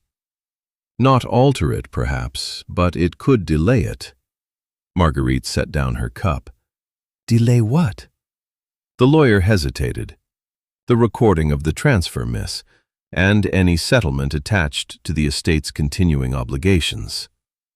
That phrase made her look from one man to the other. Obligations, settle, delay. The language of houses was always a language of people trying to make disorder sound respectable. Theodore was the one who answered her. "It means there is still a way for another claim to be made, loudly enough that we will have to answer it carefully." Carefully. That word she understood. She turned to the solicitor. "Then let them make their claim. I should like to hear it before it is dressed up by someone else." The solicitor bowed, though not without a look of admiration he did not quite manage to hide. "Very good, miss. Then I shall remain in the district until we know more." "That will not be necessary," Theodore said. It was said gently, but it had the weight of an order. The solicitor accepted it with the smallest dip of his head. He knew a duke's voice when he heard one, and he knew better than to enjoy being reminded of it. Marguerite did not miss the exchange. She found, to her own surprise, that she liked him for saying it that way, because he did not pretend he was not ruling. When the lawyer had gone, Mrs. Pike took the empty tray away, and for a few moments the room was left to the two of them. The library fire had settled lower, throwing a warm wash over the books. Theodore stood by the shelves, one hand resting lightly on the back of a chair.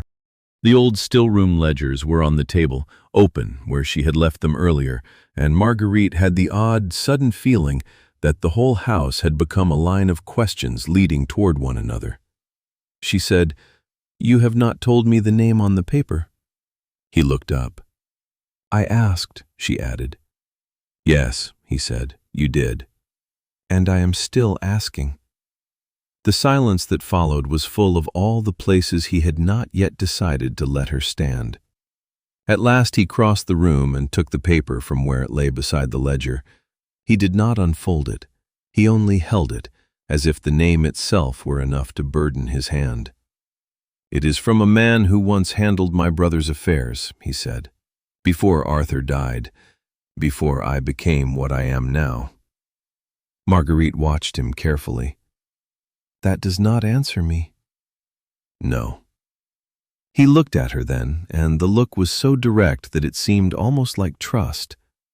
"It does not, but it may if I say more."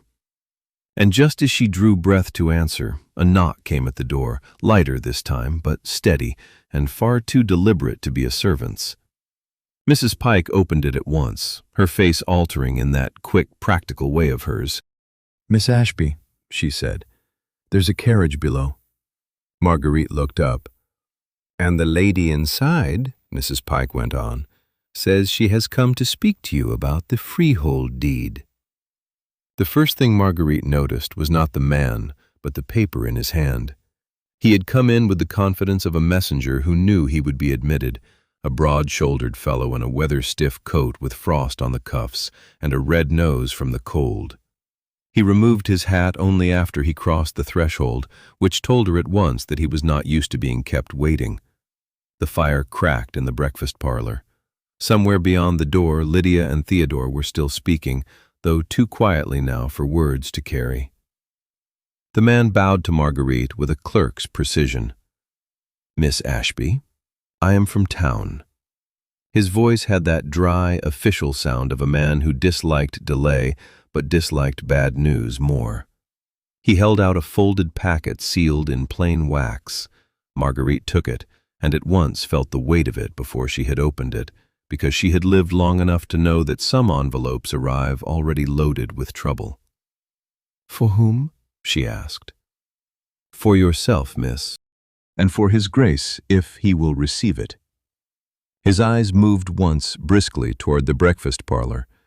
"I have brought the original notice as instructed."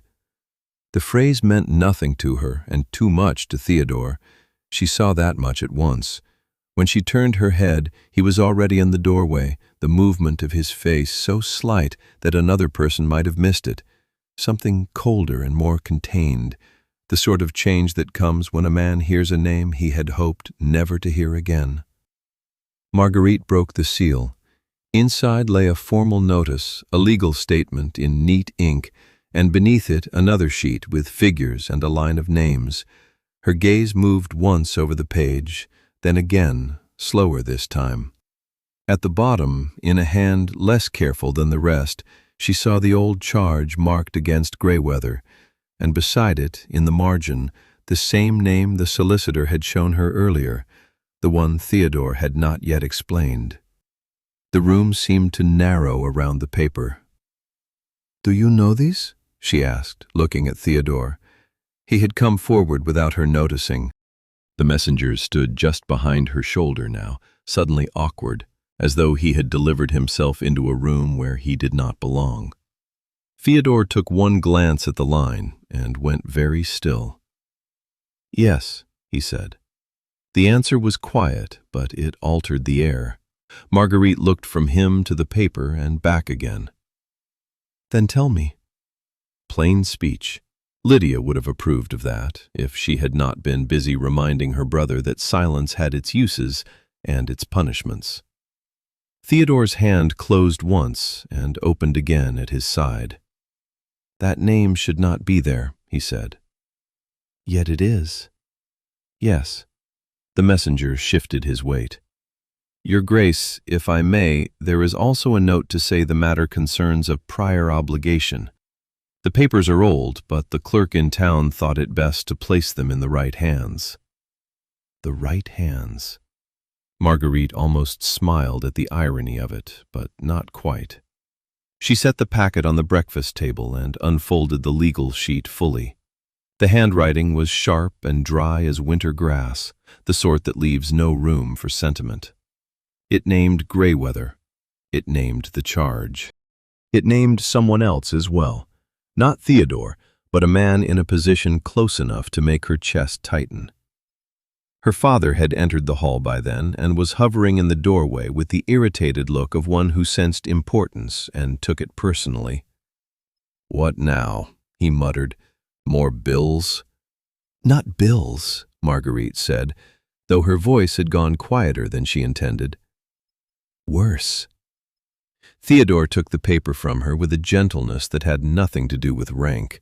He read it once and then again, the second time with that same deliberate care he had shown the ledger cabinet and the leak in the wall. At last he returned it to her. "We need the old house accounts," he said. The solicitor, who had followed them in after the messenger and now stood by the door with his gloves tucked beneath his arm, nodded at once. "Precisely, Miss Ashby. If this is to be answered, we must show what was paid, when, and by whom." Marguerite knew at once where they must go. The still-room ledger box. The drawers where her mother had kept the household papers folded inside sugar receipts and old invoices. She moved without hesitation, because hesitation would not help her now. Theodore followed beside her. The ledger box was colder than the room around it. She drew it onto the table and opened the lid, breathing in the smell of old paper, dried lavender, and dust. A house remembers its own use, and Greywether remembered this room in layers. She spread the books carefully, one by one, while Theodore held the candle and the solicitor hovered in the doorway. They found the first quarter statement quickly, then a second. Marguerite turned pages with the steady, practiced hands of a woman who had spent years reading the life of a house in ink. The answer was there in pieces, not all at once. A payment recorded, then a balance, then another line in her father's hand, and beside it the mark of a witness she had never seen before. Theodore read over her shoulder and said nothing for several beats. Then, very quietly, "If this name is genuine, it changes matters." "It changes everything," she said. He looked at her then, and there was that odd tenderness again, restrained almost to the edge of pain. "Then we shall change with it." Marguerite was still looking at the page when the messenger returned to the door. He had not gone far. He never had. Now he looked more uncomfortable than before. "Miss Ashby," he said, "there is one more thing. The man from town asked me to say, if the title is challenged, he will need to speak with the person who holds the original deed." Marguerite's hand stilled on the page. The original deed. And at once she understood that the morning was not done with her yet. Marguerite did not let the room slide into panic. She set the packet down on the breakfast table with both hands and looked from the messenger to the solicitor, then to Theodore. The winter light had turned to a pale wash over the panes, and the tea on the sideboard was going cold, untouched. "Bring the lamp closer," she said quietly, "and if there is to be a dispute, let it be spoken plainly." The solicitor blinked, perhaps not used to being managed by an innkeeper's daughter in a room with a duke beside her. Theodore, however, only stepped a little nearer, close enough that she could feel the warmth from his sleeve without his taking the floor from her. "You heard her," he said to the man. "State your business." That, more than anything, steadied Marguerite, because he did not speak for her. The solicitor drew a breath, then opened the portfolio again. "Very well. The original deed is needed because the caveat refers to an older settlement, and there are questions as to whether the charge was properly discharged. If the proper paper is produced, the matter can be answered at once. If it is not, the challenge may be delayed." "Delayed by whom?" Marguerite asked. The man hesitated. "By the town office, miss, and by the person who has raised the objection." She looked at him. "Then I should like to see the older papers." No one argued. Mrs. Pike, who had just come in with fresh tea and a face full of practical concern, gave one quick nod and set the tray down near the fire. "That's the spirit, miss," she murmured, as if courage were as ordinary as warming one's hands. They went together to the little office off the passage, the room where the inn's quieter burdens had always been kept. The still-room ledgers sat in their case beneath the window, and the old deed drawer was below them, stiff from years of careful opening. Marguerite knelt, took the key from its hook, and opened it herself. The smell that came out was paper, dust, and dried lavender from some long-ago sachet tucked into the corner. Greywether had a smell like memory when it was disturbed. Inside, beneath receipts and folded notes, lay the original deed in a packet tied with faded ribbon. She unfolded it with care. Theodore stood close enough to hold the candle, but not close enough to crowd her. The paper was thick, the ink brown with age. At the bottom were 2 signatures and 1 witness mark she had never seen before. Tucked behind it, she found a smaller folded slip in her father's hand, scrawled and impatient. Her eyes went to it once, then again. Theodore saw the change in her face. "What is it?" She held the slip out without speaking at first. It was a short note, almost careless in its writing, saying only that the payment had been made and that no further question should be raised. Not a lie, exactly. Not a truth, either. The sort of thing men write when they wish a matter to go away and imagine that paper can do the rest. "My father knew," she said at last. The words were quiet. That made them worse. The solicitor peered over the note and frowned. "Then there is evidence of discharge here, miss. But if the witness on the older line is disputed, it may still be enough for a challenge to be raised." "A challenge?" Marguerite repeated. "Yes." She set the note down, flat and neat. "Then let them raise it." The solicitor looked as if he had expected argument and had instead been given a housekeeper's certainty. Theodore's gaze rested on her a moment longer than was necessary. "You see," he said to the solicitor, "she does not require anyone to speak for her." The man bowed his head a fraction. "No, Your Grace, I see that now."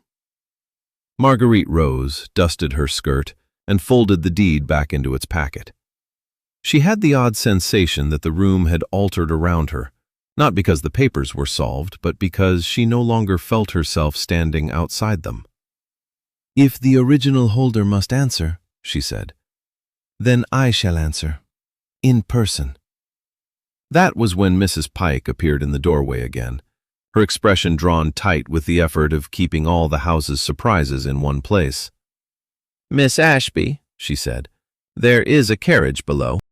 The lady inside says she has come to speak with you about the deed, and that she knew your mother." Marguerite looked up at Theodore. He did not speak, only his hand shifted once at his side, and in that small movement she felt the shape of his attention. The woman below was either a help or the beginning of a far more troublesome truth. The carriage below had hardly stopped before Marguerite heard the voice in the hall, low and clear, and the way Mrs. Pike answered it told her at once that the visitor was no common caller.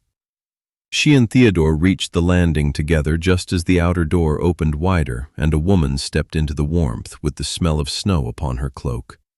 She was older than Marguerite by some years, with a bonnet of dark silk, a trim gray pelisse, and hands that had long ago learned to be useful. Her eyes went first to Marguerite, not Theodore.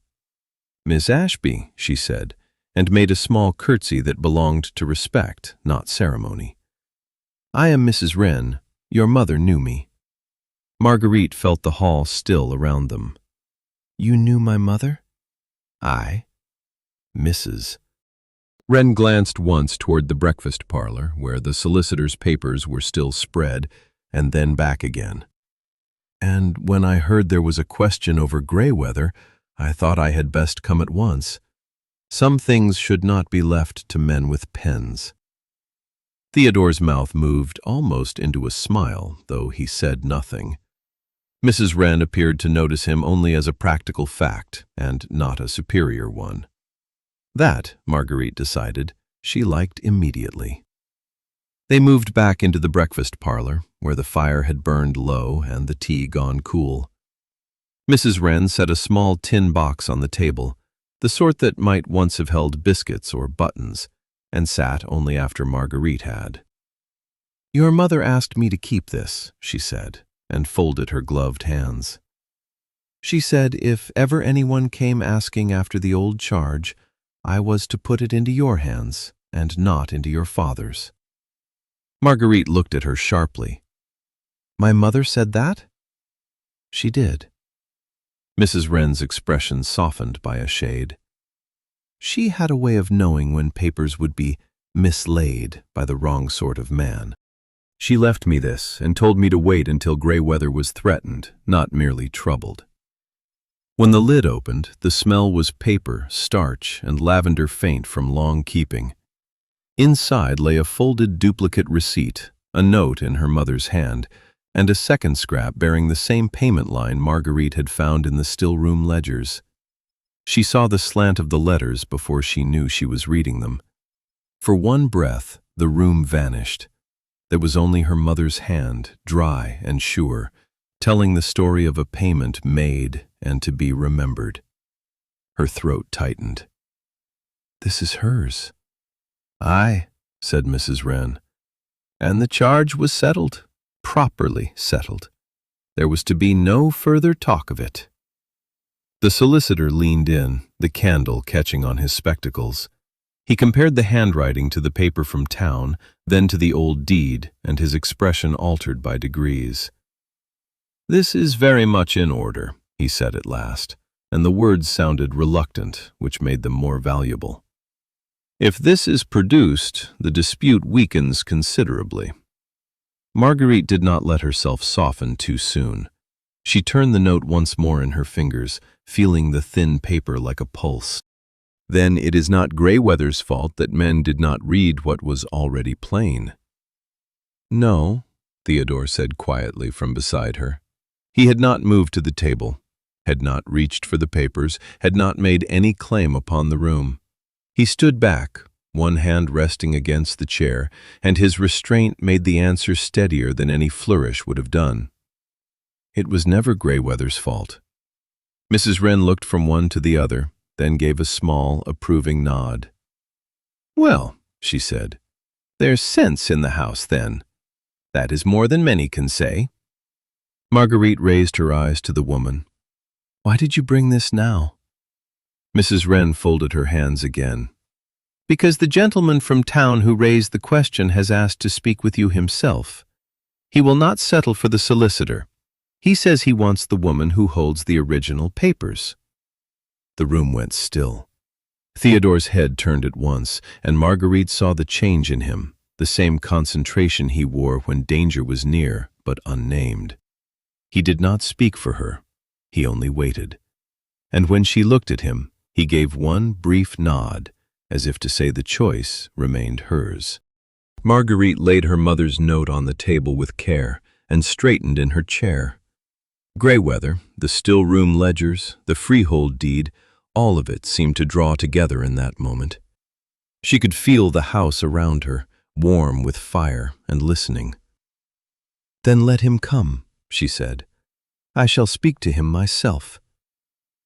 By the time Marguerite reached the little office off the passage, her hands steadied again, because she had seen enough of paper and ink to know that fear wasted time, and time was the one thing Greywether had never possessed in plenty. Theodore followed her in, quiet as ever, and stood by the door while the solicitor drew the first document from his portfolio. The room smelled faintly of dust, beeswax, and the lavender sachet her mother once kept in the drawer to sweeten old linen. That smell always made Marguerite think of her mother's hands. She set the deed box open on the desk, then took out the old papers one by one, laying them in a neat row beneath the window. "There," she said.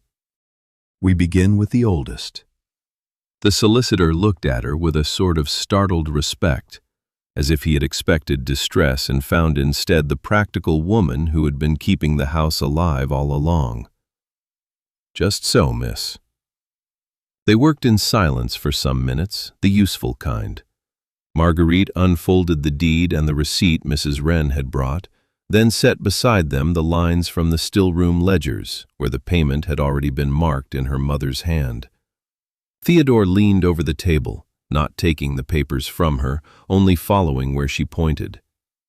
"This entry," she said, touching the margin with her fingertip. "It matches the receipt." He nodded once. "And this name beneath it?"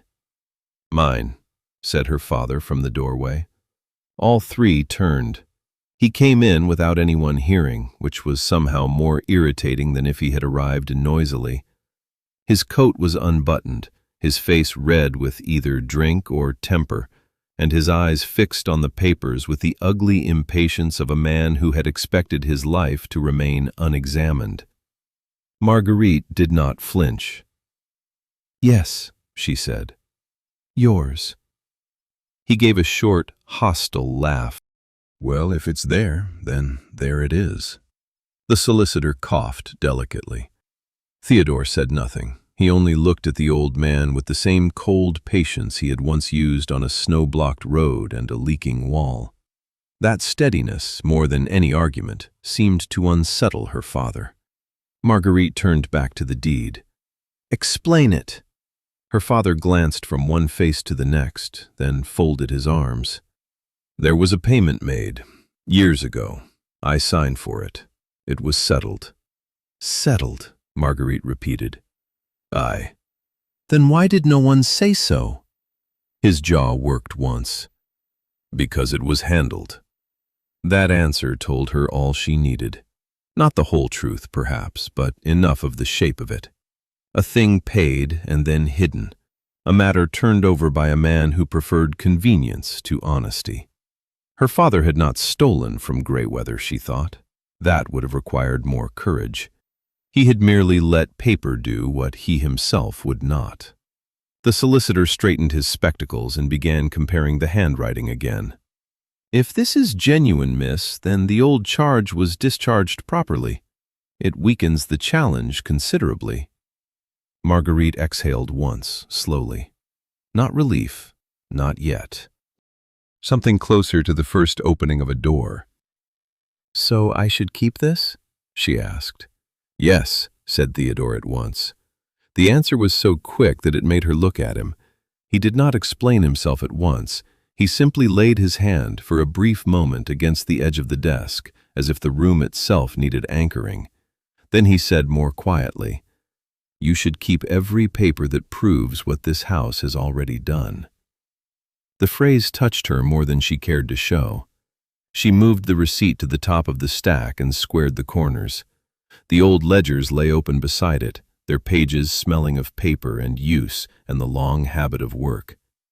Greywether was being read like a body now, with all its scars and old injuries laid bare. But it was not dead. That was the thing. It still answered when handled properly. A knock came at the office door just then, soft but firm. Mrs. Pike opened it a crack and looked in. "Miss Ashby," she said, "the lady from town has arrived, the one who asked for the deed." The room went still at once. Marguerite looked up. "Send her in." Mrs. Pike did not move. Her face held something oddly thoughtful now. "She says," she added carefully, "that she knew your mother, and that she has come to speak to you, not to the solicitor." Theodore lifted his head, and in his eyes Marguerite saw the same alertness she had once seen in a storm-dark road outside the inn. Readiness. She laid one hand flat on the deed and another on the ledgers, feeling the weight of both beneath her palm. Then she took a slow breath and waited for the woman at the door. Mrs. Wren did not linger over the papers, but she did not hurry either. She held the old receipt up to the light, squinting at the faded lines as if the years themselves might still be persuaded to speak. The breakfast parlor was quiet around her. The fire had settled low, and the room smelled of tea gone cool and the damp wool of coats drying by the door. Marguerite stood with her hand on the back of a chair, listening while the woman from town looked at the still room ledgers as though she were reading a familiar chapter in an old book. "Your mother kept her accounts better than most men keep their consciences," Mrs. Wren said at last. Marguerite lowered her eyes to the paper in her own hand, the duplicate receipt, the note in her mother's writing. It was a small thing, only folded sheets and ink, yet it seemed to carry her mother's voice more clearly than all the stories anyone had ever told of her. "She meant you to have them," Mrs. Wren went on, softer now. "Not your father. Never your father. She knew what sort of saving a house needs if it is to remain standing. There is the saving done in coin, and there is the other sort, the sort done by a woman who remembers where every key is kept." Marguerite felt the words strike somewhere deep and old. She had spent years believing she was merely useful, merely necessary. To hear her mother's intention placed plainly before her made the old ache in her chest rise again, but it was not the ache of loss alone. There was something else in it now. Recognition. Theodore had remained near the door throughout, his hand resting lightly against the frame, his silence neither distant nor possessive. He let the two women speak. That, too, was a kind of courtesy. Mrs. Wren noticed it and gave him one brief, assessing look. "You have been wise enough to stand back," she told him. His mouth moved. "I have been trying to learn the habit." "Good. Do not unlearn it." A flicker of something near amusement touched his face, and Marguerite, despite herself, felt the corners of her own mouth ease. Mrs. Wren folded her gloves and set them beside the teacup. "The house is yours, Miss Ashby," she said. "Your mother would have liked that.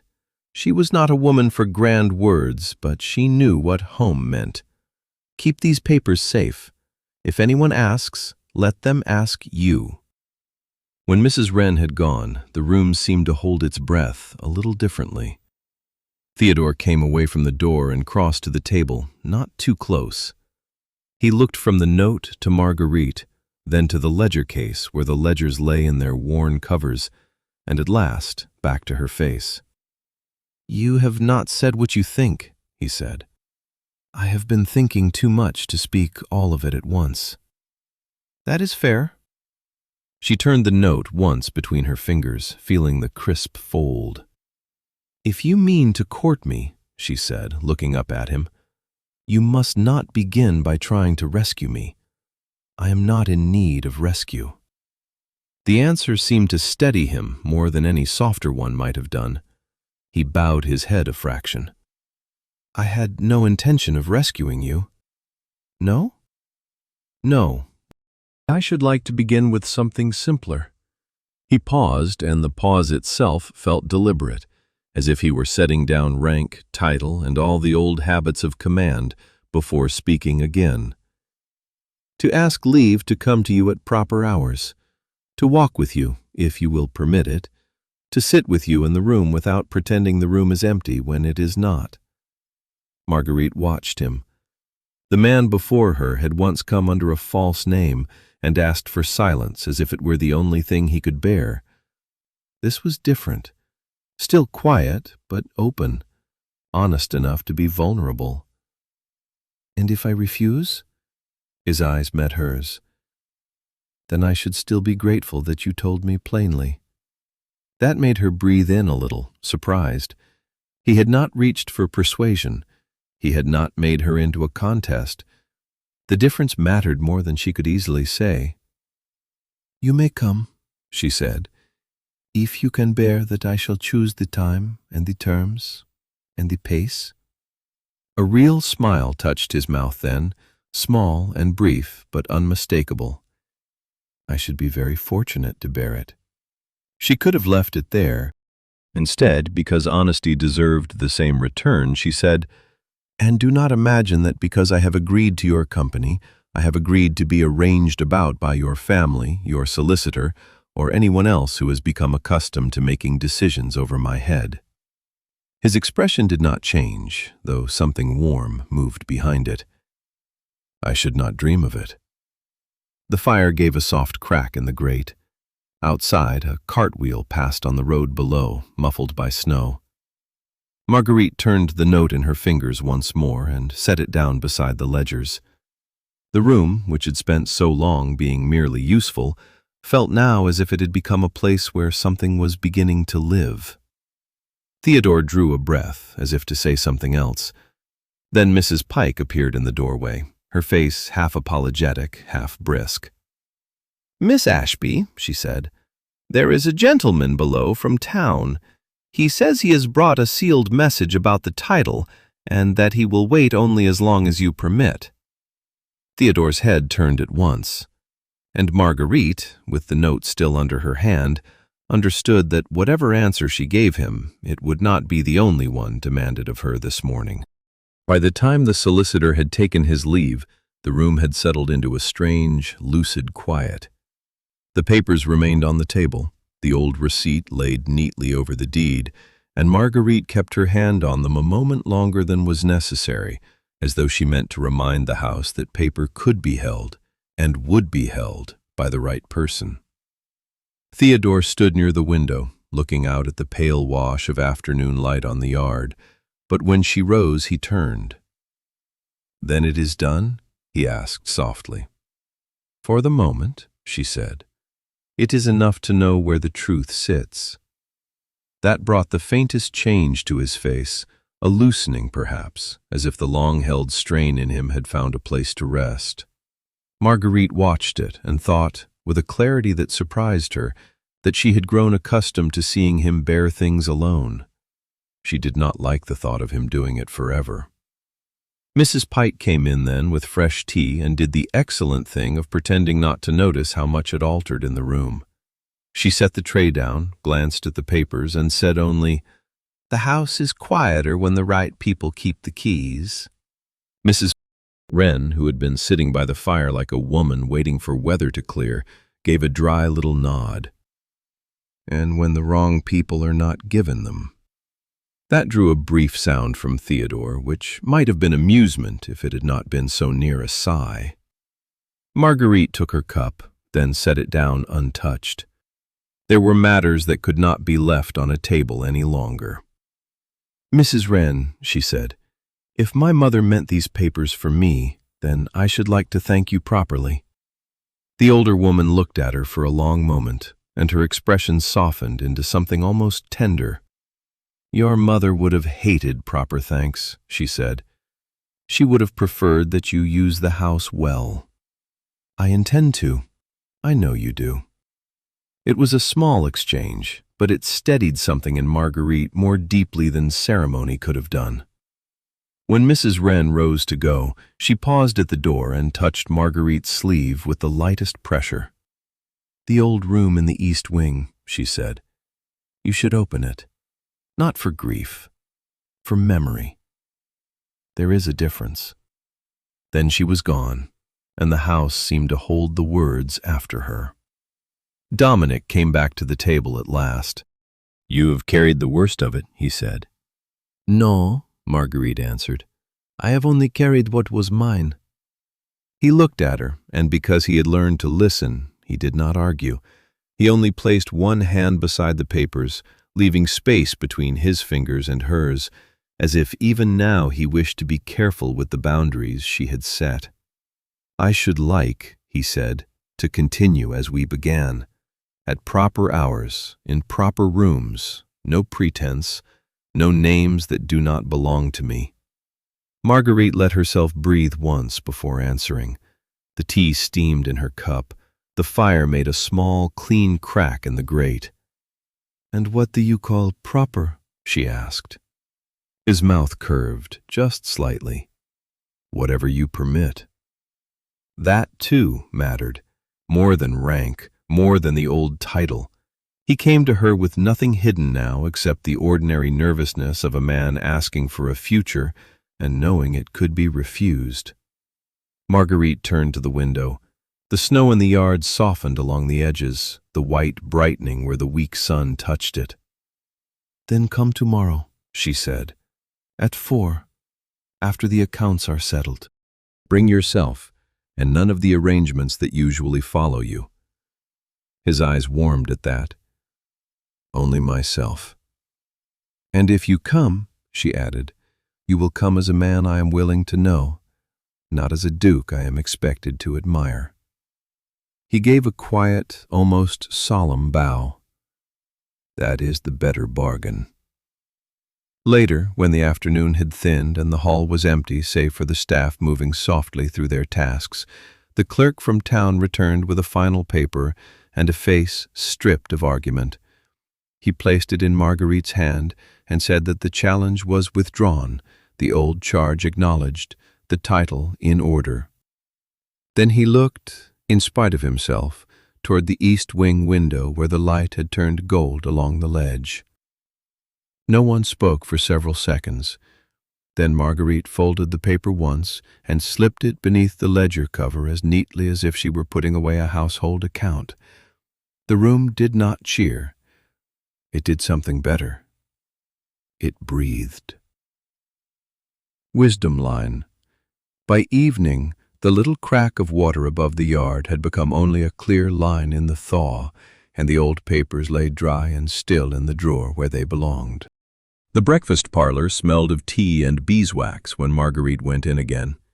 The key to the old deed lay beneath her hand, and beside it, as if it had finally found its proper place, lay the note in her mother's writing.